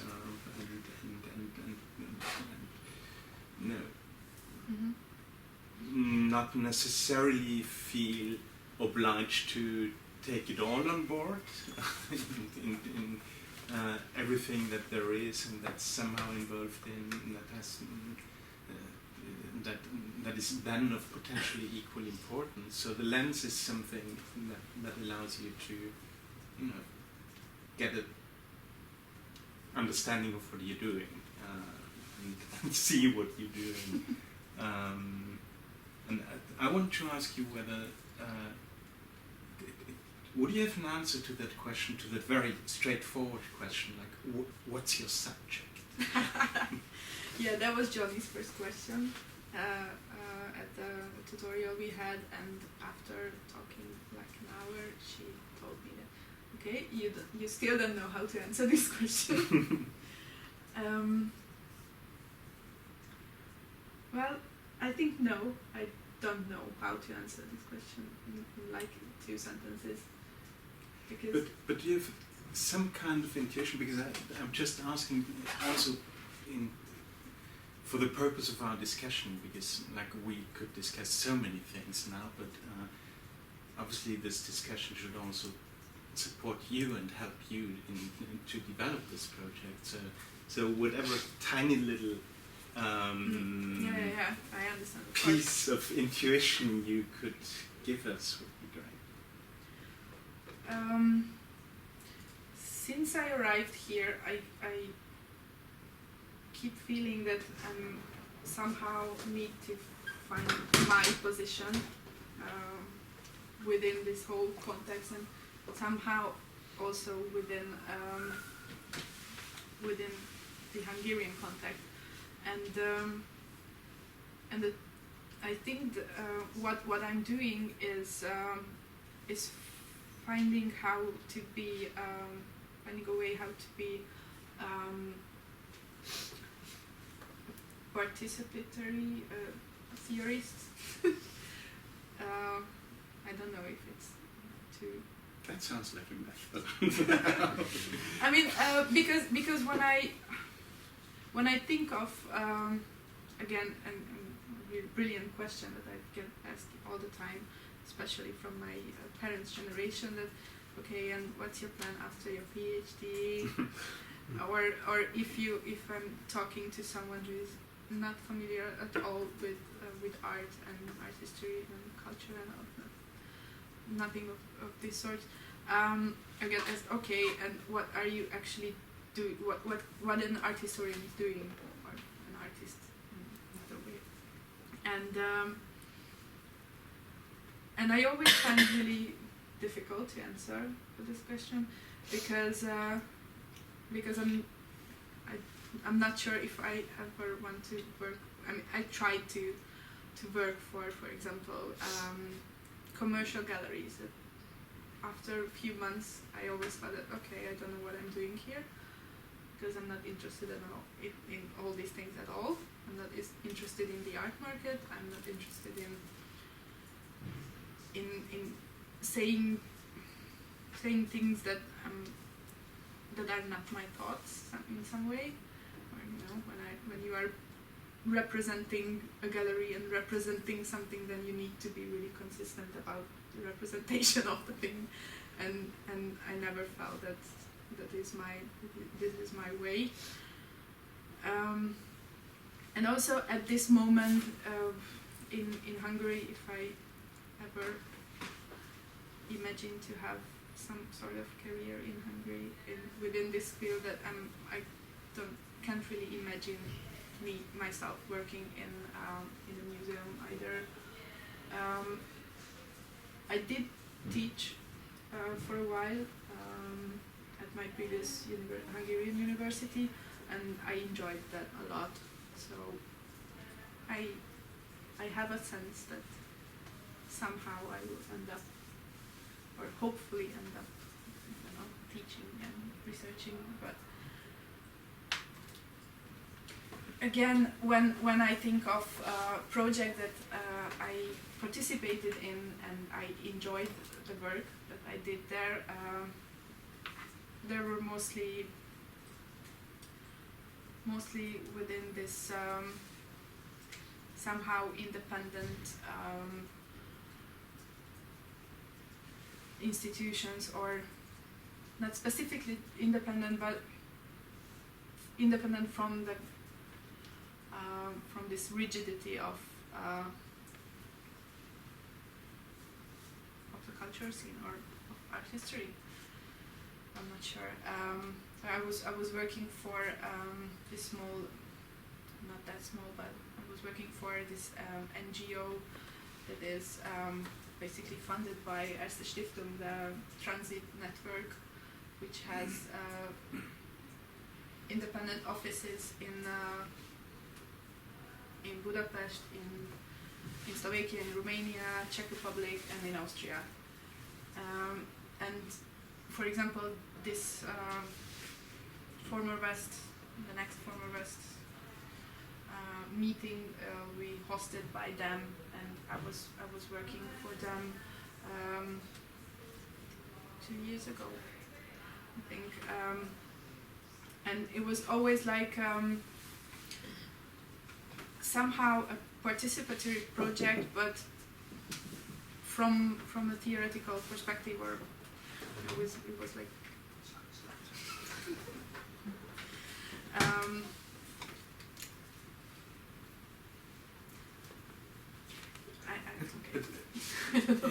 it's interesting to hear those reflections. I wasn't thinking wasn't going to ask you that kind of questions, but it's interesting in the sense that in all of what you're talking about, it seems to me that one of the key questions is how the art world, its institutions, its mechanisms, the kind of practices that are contemporary practices and practices of contemporary art, and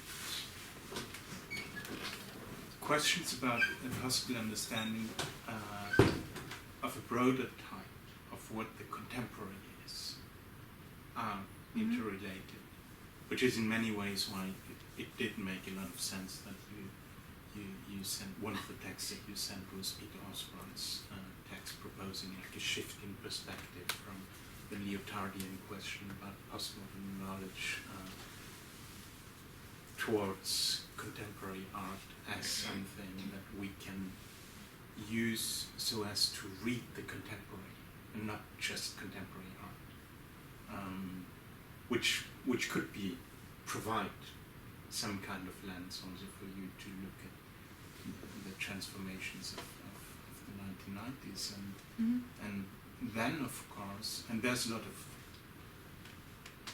other kinds of theories that address that question.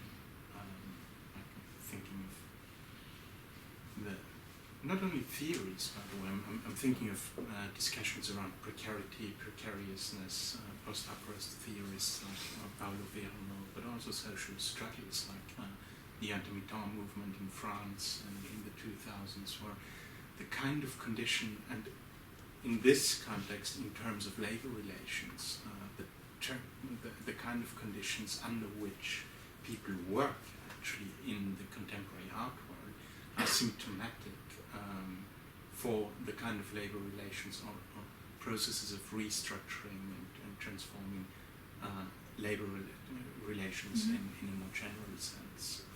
But again, all of this is of course dependent on the kind of perspectivization and the specific problematization that you're going for. Because on the other hand, there's all those questions related to what could be called the ideologies of that historical moment. And for me, it was really interesting to read the text of Kundera's from '84 because you said it was prescient. I'm not sure if I would use exactly that word, but it was. I was surprised because it sort of anticipated a kind of discourse that became incredibly powerful after '89, and not only in terms of former Eastern countries, Central European, Eastern European, whatever countries, referring to their cultures, but also at a more general European level. More than 15 years ago, actually, I did that for the first time for a workshop in Budapest to write about European cultural policies, because we had just started this institute in Vienna, the EPSP, from which we read texts, also a shorter version is taken. And we did the first workshop in Budapest.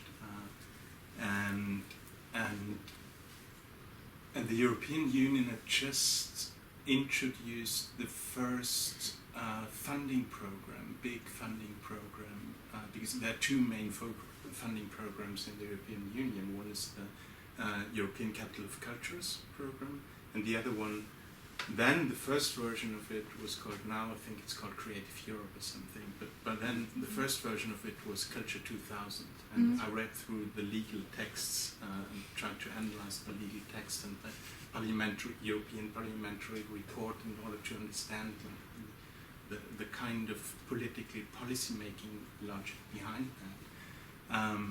And on the other hand, I looked at a body of literature that I found quite interesting, that started to be published after '89, precisely, which was all about European culture. And people like famous people like Jacques Le Goff, one of the most famous living historians in France, wrote a book on European culture, giving some kind of historical interpretation of what Europeanness was in cultural terms, and Peter Kozlowski in Germany, and Rémy Braque again in France, who was actually a specialist on medieval and Arabic philosophy even, and many others. So there was a whole body of literature on that. There was, and also in newspapers. I remember I later on wrote about that as well. A text that was published in a German weekly newspaper called Die Zeit, written by the then Minister of Environmental Affairs from New Zealand,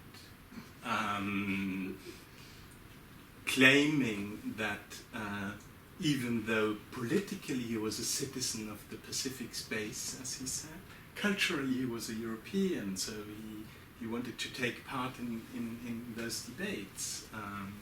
And it's interesting, there is a passage in that I found really interesting in Kundra's text, which is where he says, where is that?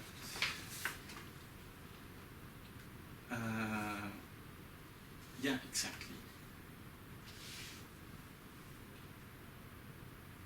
He's speaking about the part of Europe situated geographically in the center, culturally in the west, and politically in the east. Because it's written in 84. And what happened after 89 was that difference between what was considered to be the cultural west and what was or claimed to be the cultural west, because there's a lot of reasons for why this could be problematized as well, and the whole binary division between west and east could be problematized. But that very difference between the cultural west and the political east had broken down with the fall of the Iron Curtain.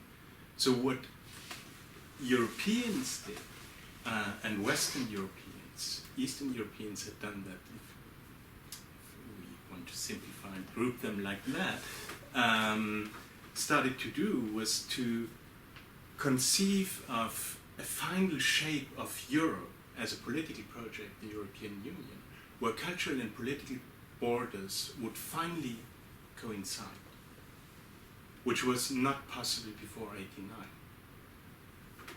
Which is the project of that literature, starting from that body of literature from the early 90s, and which had, in my opinion, a large influence on all the debates and all the funding programs throughout the 90s, and then led into the first EU large-scale funding programs, which were, if you read the legal texts, specifically designed in order to advocate European citizenship and create an enhanced sense of belonging to the political project of the European Union. And the funny thing is that until now, there is no clear definition in the European treaties of Europeanness. So the funny thing was, which is why I was writing about that minister from New Zealand, because according to the definitions in the European Union, there's no reason why New Zealand shouldn't apply for membership of the European Union. Because it's mostly, yeah, exactly, you have that. But Israel has been a regular, but now Australia. Really? This year, yeah. I had a question. Which are brilliant examples for the very vague terrain on which all of this is constructed. Yeah, but what is, from again Hungarian perspective, is interesting that there is no clear definition of Hungarianness either. I mean, if we are talking about in purely in political terms, there are various definitions about being a Hungarian from various parties, and they're all completely different. And as just a civil, it's maybe somewhere that's useful if I can hold themselves train of thought. How old are you? 27. 27. So, in a sense, the I was period of your born life has been, in part, a process of both of self-definition whilst through a process of national self-definition as well. Yeah. Isn't one of the issues, particularly in the former socialist or the former bloc countries, allied to the Soviet Union, that socialism, or the idea of that social period, has had to be constantly reinvented. And by that I mean the designation as a liberal democracy, or at least as a post-socialist country, the kind of positive determination or definition of what it means to be a citizen in that country is determined negatively by we are not. So in some of the things you've said, it's not socialist, or it's not, or in Kundera, it's not Russian. It's not really defined by what it is, but so much by what it isn't. And one of the things that strikes me in that period since '89 has been, or at least actually since '91, is that there's been a constant process of trying, and perhaps with all of these different parties or these different definitions of what Hungarianness might be, you might find that they're not all definitions of Hungarianness so much as definitions of what Hungarianness isn't, that begins to negatively determine what it is. One of the taking that idea of criticality, or that move from critique to criticism to criticality, is there a parallel to be drawn there with, I shouldn't name this name within this room, but because Johnny hates it, but Zizek.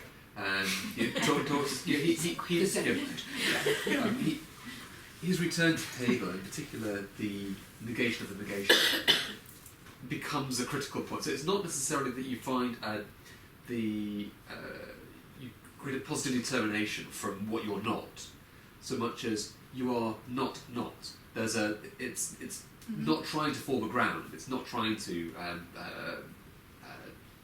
put a barrier, a border around what it is that what it is to be Hungarian, or what it is to make Hungarian art now.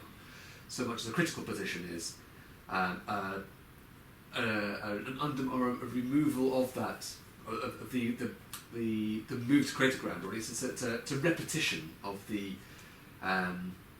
of what appears to be false in the first place. Does that make some sense? And one, I need to think it through, but I was mulling as well. The way that revolutions always come double. I mean, you mentioned Belle Epoque briefly there as well. Yeah. And of course, that was a repetition in the sense that the precursor, the proximate cause of the Belle Epoque was a near return to the French Revolution. Yeah. Paris was reoccupied by essentially socialist or progressive forces, and the royalists brought in armed forces. Basically, they massacred 20,000 people in Paris at that time to then create the conditions in which the Belle Epoque, as such, could then flourish, and that's what it's remembered for. But there was this political tension all the way underneath it. And in a similar way, you could look at the October Revolution, there was the February Revolution, and then the October Revolution, and it's always repeated that the repetition of the revolution is always a kind of false ground on which the new terms are then set. And you could also look at 89 and 91 as being that moment between 89 and 91 is a moment where there isn't a ground and there are real possibilities there. And then from 91 onwards, there's a constant process of determining finding a negation to create some kind of solid position to identify. It's loosely termed, but speaking about Zizek, to make myself complicit of that crime of mentioning his name, I also don't like him, but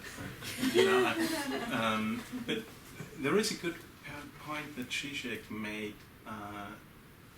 about these years, and it's kind of a traveling concept that has been used by many thinkers, like also later on by Balibar and by Frederick James. And then the concept is the concept of vanishing mediators. And Zizek was speaking, as he's from Ljubljana, was speaking about the situation in Slovenia, but also about the situation in Germany, East Germany, the GDR, where I forget the name, Neues Bündnis or something. I'm not sure anymore, but there were quite influential groups in participating in the protests and in the movements that finally led to the fall of the Iron Curtain and the fall of all these governments and regimes. We were quite active and were actually addressing social issues in many ways, and were then co-opted by dominant forces that were according and recognizable political forces according to the party system of liberal democracies. So these potentialities, and that's what the term vanishing mediators addresses, that they were necessary in order to instigate the change, but then and created a field of political potentialities, and were actually addressing social concerns in many ways, but then were completely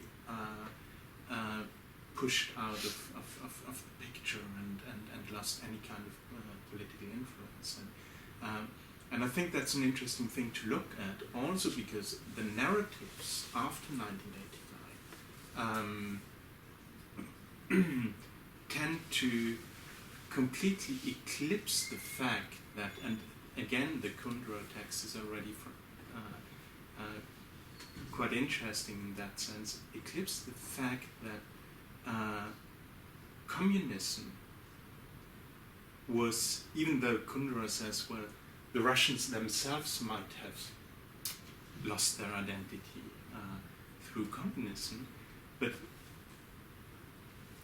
the way he's writing is as if communism had only existed in Russia historically, which is of course not at all true.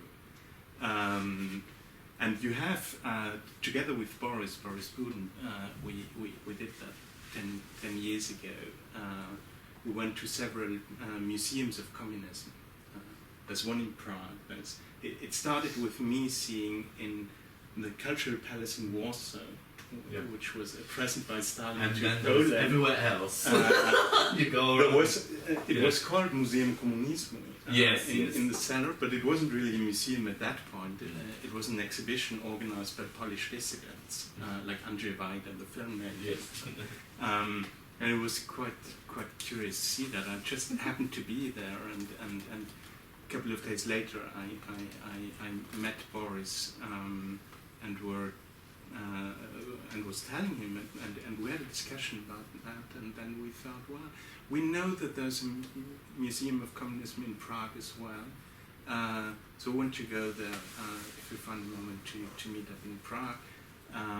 So we went there, and it's pretty much the same narrative as in the Polish exhibition. One of the major differences, though, was that whereas the Polish exhibition was a product of Polish dissidents, the Museum Komunizmu in Prague was a project by an American businessman, and was like very similar narratives, very similar contradictions in terms of the narratives.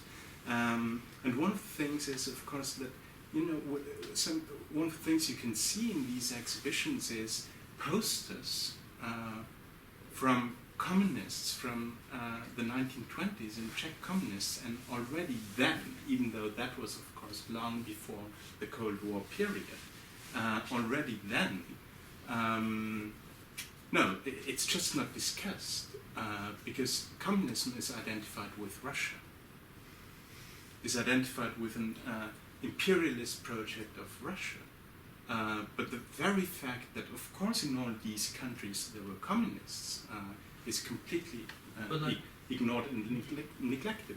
And in Budapest you have, which I'm sure you know, the House of Terror, which is an incredibly interesting institution because it's not only a museum of communism, it's also a museum of fascism. And just as the Russians are the evil guys concerning communism, the Germans are the evil guys concerning fascism. And again, the whole narrative is completely neglecting and eclipsing the fact that, of course, in Hungary you had both strong communist and strong fascist movements. The Arrow Cross movement. And so it's a specific kind of narrative that always tries to tell, it tells history in terms of the history of a nation, and the nation is always got to be innocent. And everything bad that happened is represented as some kind of aggressive project from outside. We was it last year? I think it was last year, yeah. There were there is a Soviet monument, there are several Soviet monuments in Hungary. There is a Soviet monument in one quite big square in Budapest, and 1 or 2 years ago, again, this Fidesz government decided to erect a new monument just in front of this Soviet monument, which is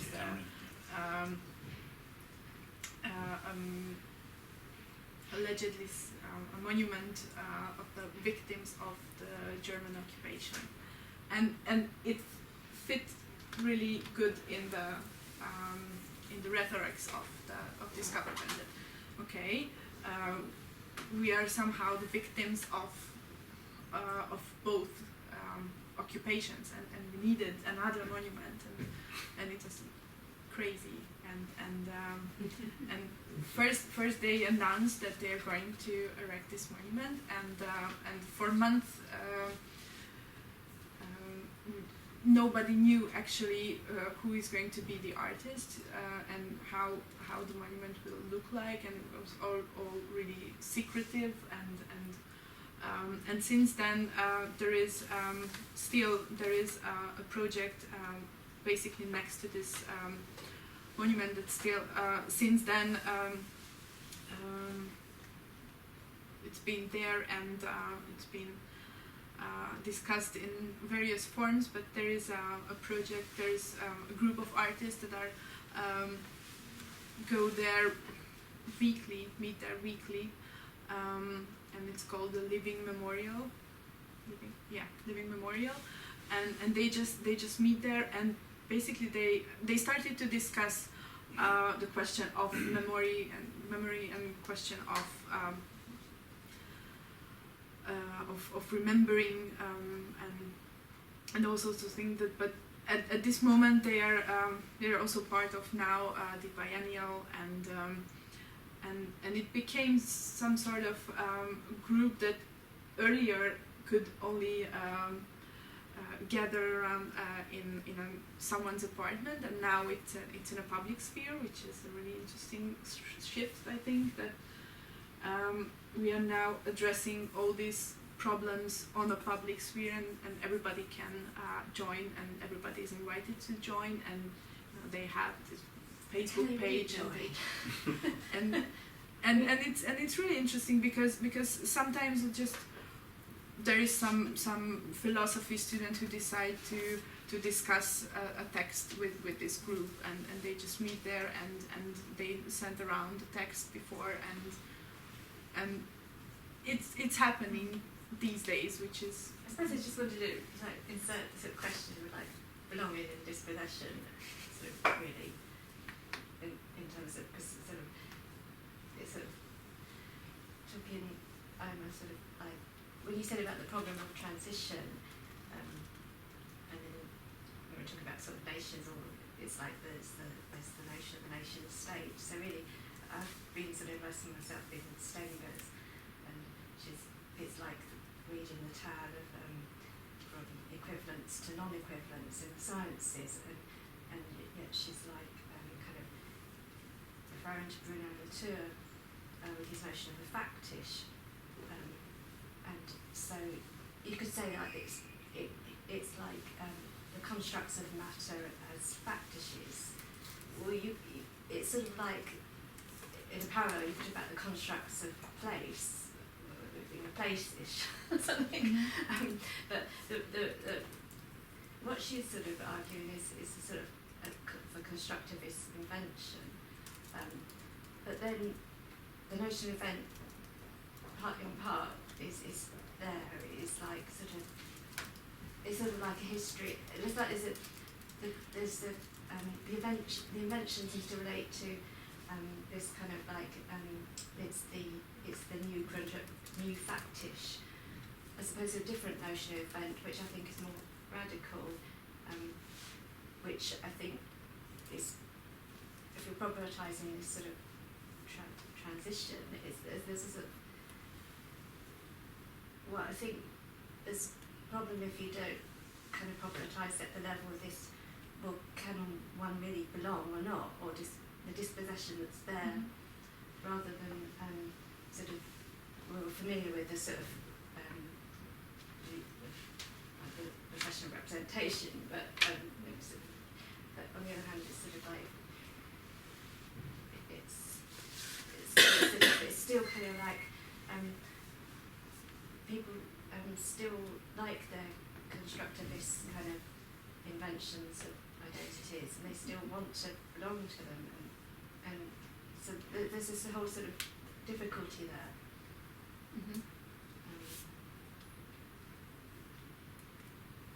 I think that's why I was going to ask them, where are you in this? Because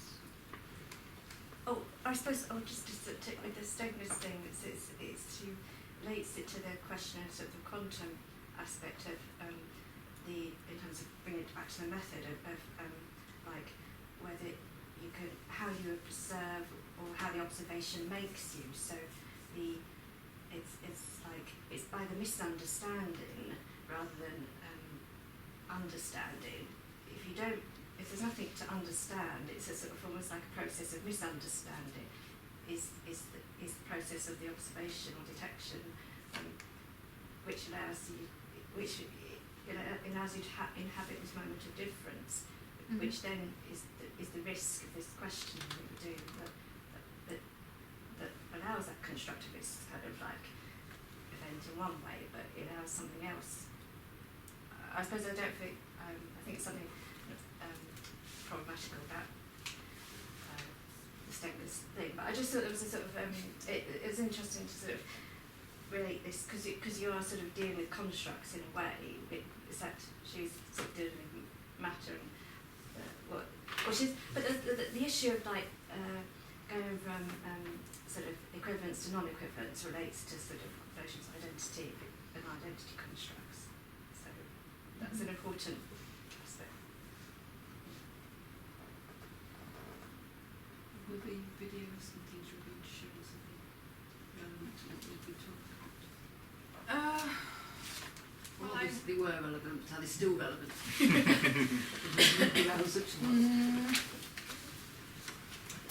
Well, we can. Well,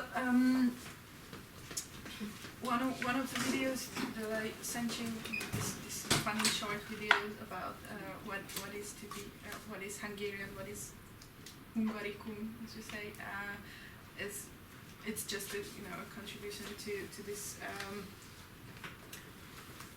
this problematization of identity constructed. What does it mean to be Hungarian, or if it's a relevant question at all. But the video I wanted to show you is basically the protest about this distancing protest that was organized at Kunsthalle in Budapest. I think it would be quite nice to somehow. I was listening to a researcher, Lucy Freer, and she described her work as a multivocal approach to history, and that really seems to be what we're talking about here. Multivocal? A multivocal approach. And then she qualified it by saying more than you get from the Tories board. That's F-R-E-A-R-S. Say it again, sorry. Lucy Freer's F-R-E-A-R-S. Thank you. Multivocal.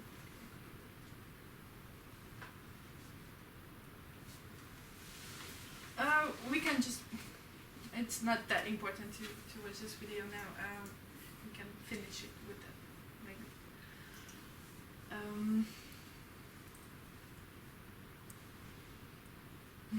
Do you know Gaspar Miklos Tomasz?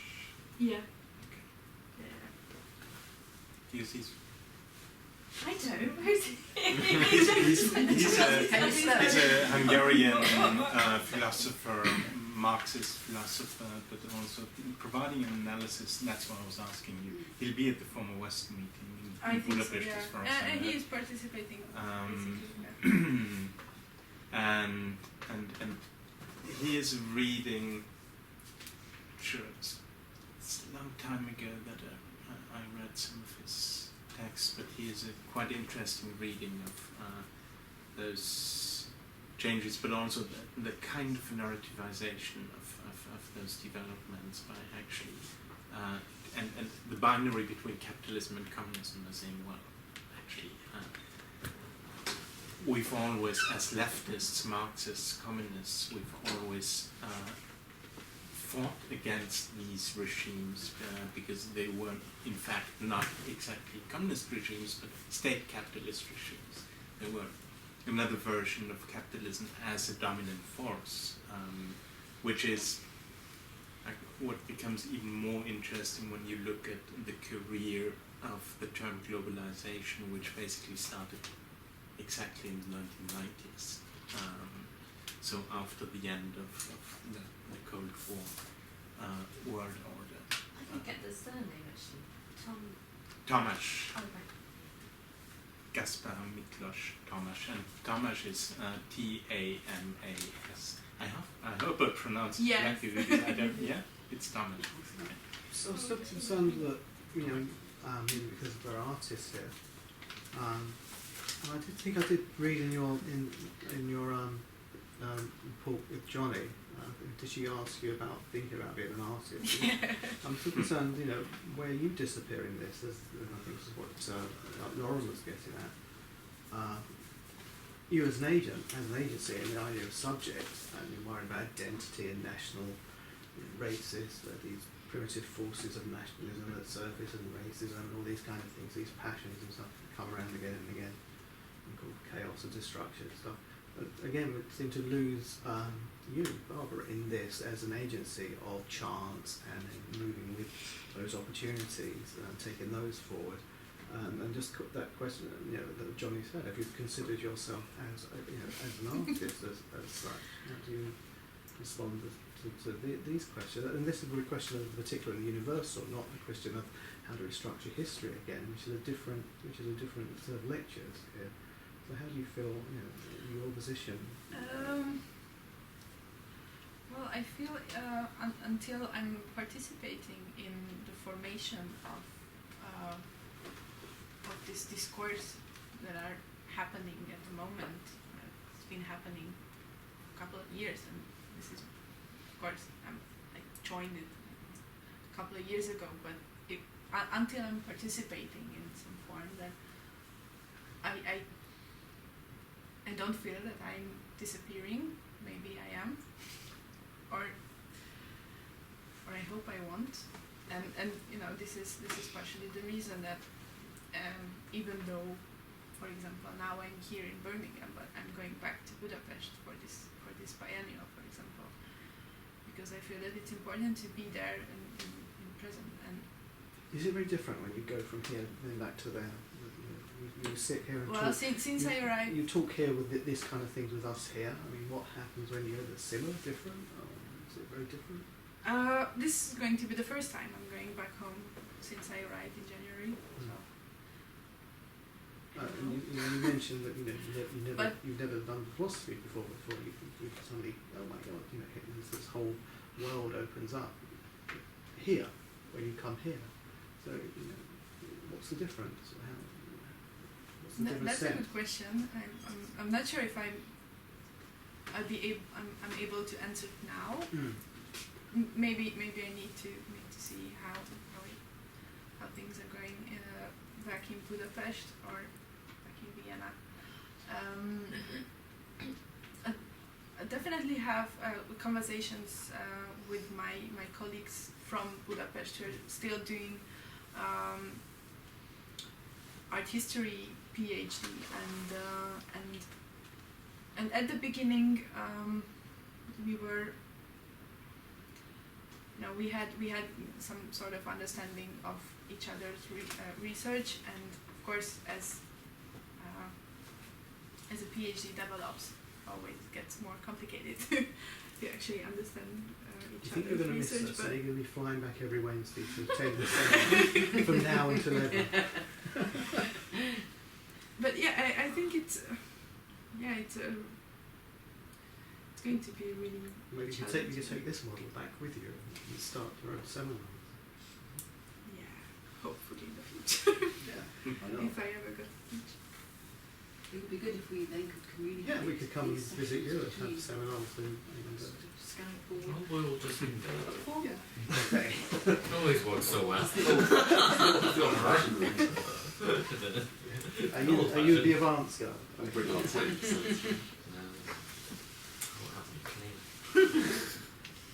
So going back to the question, if I was thinking about my position as an artist of some sort,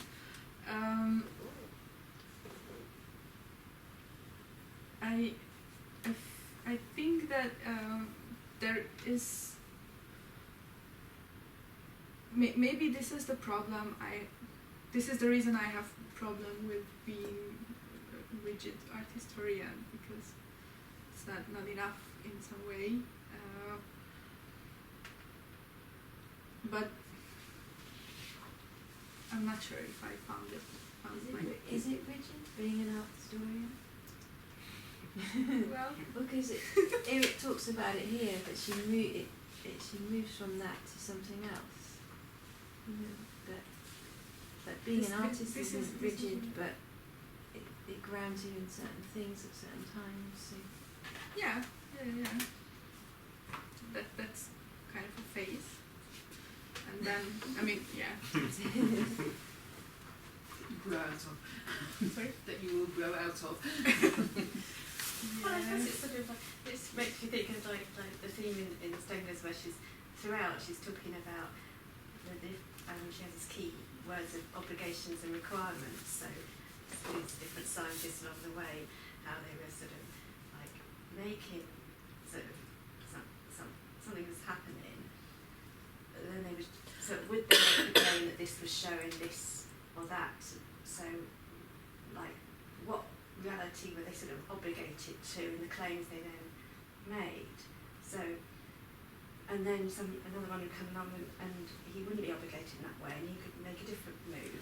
So if you say like, oh, you've been an art historian, it's like it's maybe about what kind of requirements you're restricting yourself by, what obligations you're sort of inherited or resisting.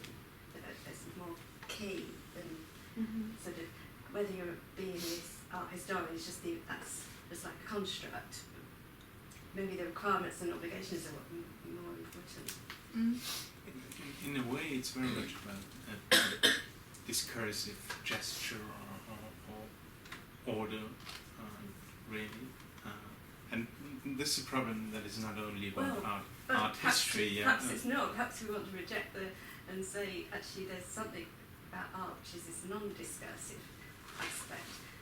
Part of the problem with like Stoners, like it's still sort of remaining in there's sort of the game of metrics measuring, but then she moves to detection.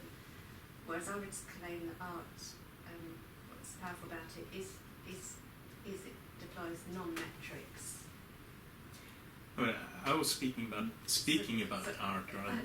This wasn't a statement about art, but about precisely how do you speak about art, and there are certain regularities, and of course, at the same time, always contested in one way or the other. Just a simple example.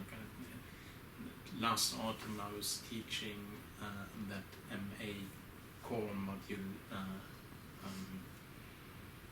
of a MA program called Art and Politics at Goldsmith, which is part of the politics department at Goldsmith. And around 50% of the people in the course, I was just replacing someone who was on a sabbatical, and so I was trying to, I hadn't been in touch with the program or the politics department before, so I was trying to, develop my idea of how to address in a core module of an MA program the question of art and politics, and I tend to always start with the end of the middle, in the middle of it, like between art and politics. So it's not quite art, it's not quite politics, it's some kind of terrain that is to explore, to be explored. It turned out that many people actually they had so many different backgrounds. Activists, anarchist activists, people who had studied political science and whatever, and of course also artists. And then some of them had an expectation that studying art and politics would surely have to mean to learn about the works of political artists. And that's what I mean. That this is already a discursive gesture, a discursive regime that is part of a specific way of asking questions and posing problems and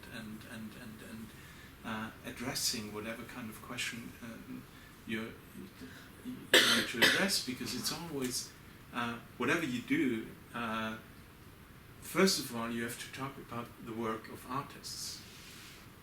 So if you're studying art and politics, then you want to hear about political artists, and it's not evident, right? So there's always something that can be contested and is in fact constantly being contested about that, and that's what I mean by discursive gestures, because obviously there are different ones,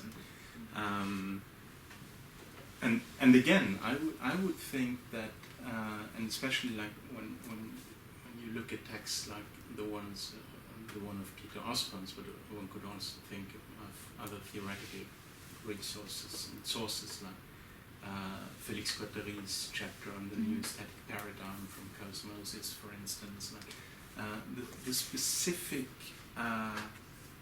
significance of what's going on in contemporary art, but also in terms of possible ways of not only, and that's one of the conflicts with the historical gesture, that what would be different ways of addressing what's going on in contemporary art than writing the history of art, the history of contemporary art. The funny thing is, a couple of days ago I realized that actually the term art history in Hungary translates art story and not history. Oh, yeah. And then I don't know exactly what to do with this this information, but it's something can be really interesting about it. I mean, and I was thinking if there is such an example in any other language, you know. But there are two different words, just like in English for story and history. No, it's one word, but if you but it's, yeah. I don't understand that, because in German you have that as well. You have Kunstgeschichte, but Geschichte can mean both history and story. Okay, I mean, I know what you mean. No, there is two different words for history and story in Hungarian. It's quite similar. I mean, I'm not a linguist, so probably they have the same root, but it's still, in some cases, I think in some translations, people tend to use the literal translation of art history into Hungarian, but it's not common to use that. Mm-hmm. So most of the times we say that art story. As I said earlier about the pragmatist philosopher Richard Walsh, he talks about stories not about truth or real or things like this, or pseudo questions that he would understand, representation, pseudo questions. the story about contributions to a community. So art story fits quite nicely with that. You know, you talk about the contributions to a community. You don't talk about the history, the truth in that sense. But the contribution. And also, I think there's more to this question that Johnny said about, you know, what is your subject, where it doesn't necessarily mean, what's this word, the thing you're going to study, but also the notion of what's inside this word subject is what are you capable, what are your capacities, what are your and there's also sort of chance and a chance counters a contingency in that as well. And I think you're young enough. I think you're a young person, and I think that there are things in your future, you know, that you don't, you know, just go back to those fears you had about your older generation asking you what is an art historian, what are you going to do with this, and then you talked about working in galleries. I don't want to do that. I think you're young. I think there's things in your future that, you know, which you not manifest, that are going to change, are going to work for you and change your direction. But you have to grasp those and then go with it. I don't know. It's like, did you expect to roll up or end up on these shores or here in Birmingham, talking these kind of things? You didn't. No, that is one of those. That is. So that question before, what is your subject? Asked before you came here. You don't know, and then you came here, and then, you know, the subject is made manifest, if you like. And I think, you know, so there's more in that question, I think, than what is your subject, because he's a tricky devil, is Johnny. Sorry, Johnny. So yeah.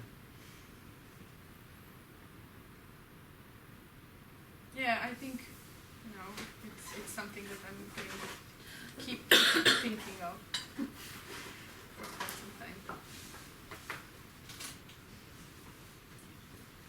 Any last thoughts?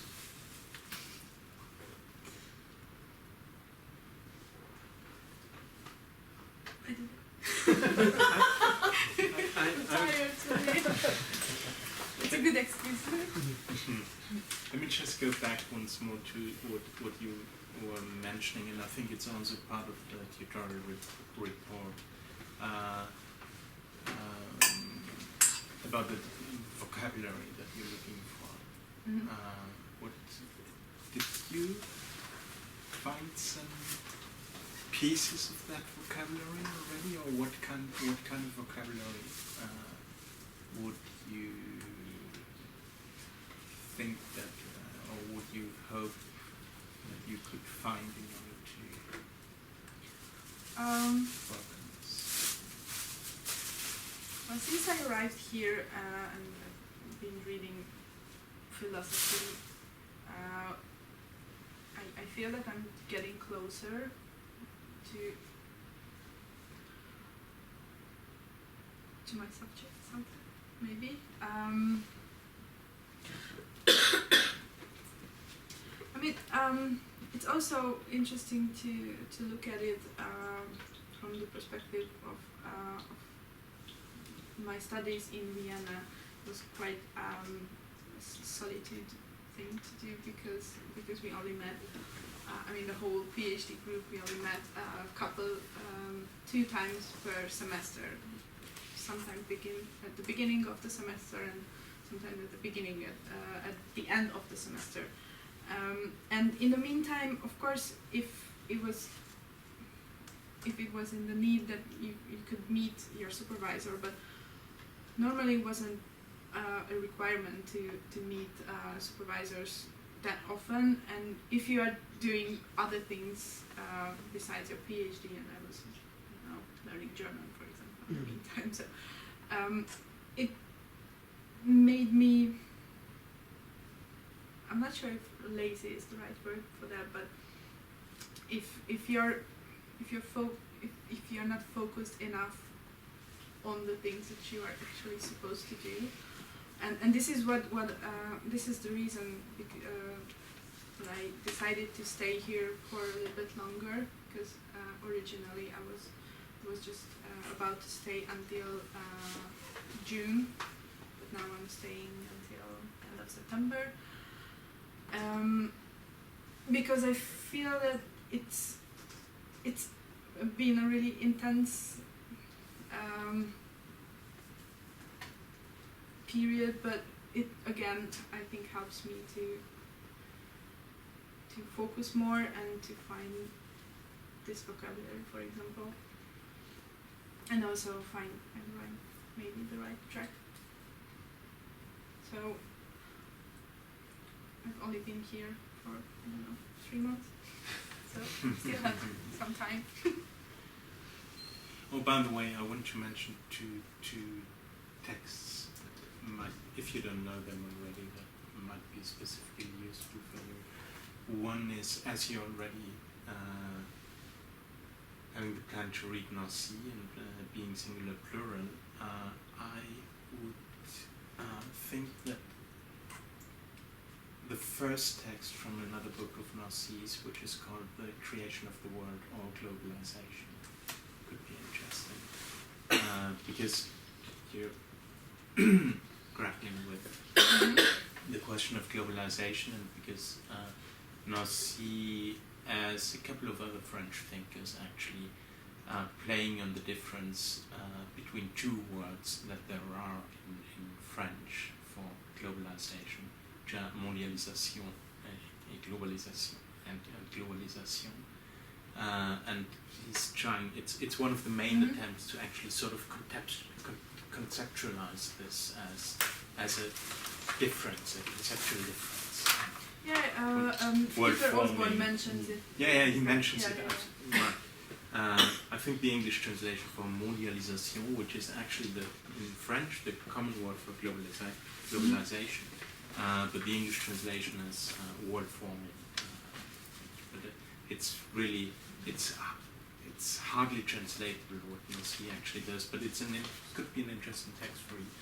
And the other thing is, I think, if I'm mistaken, the opening chapter from Derrida's Spectres of Marx, which includes a discussion of Fukuyama's book, and it's from the early 90s still, certainly after Fukuyama, or mid-90s perhaps, and it's could be an interesting reading because it is a book about Marx and also looking at, of course, both the theoretical and the political importance of Marx, and then in that opening chapter he has a discussion of all those discourses around the end of history, which is quite interesting. Thank you. And thanks for all of you. Thank you.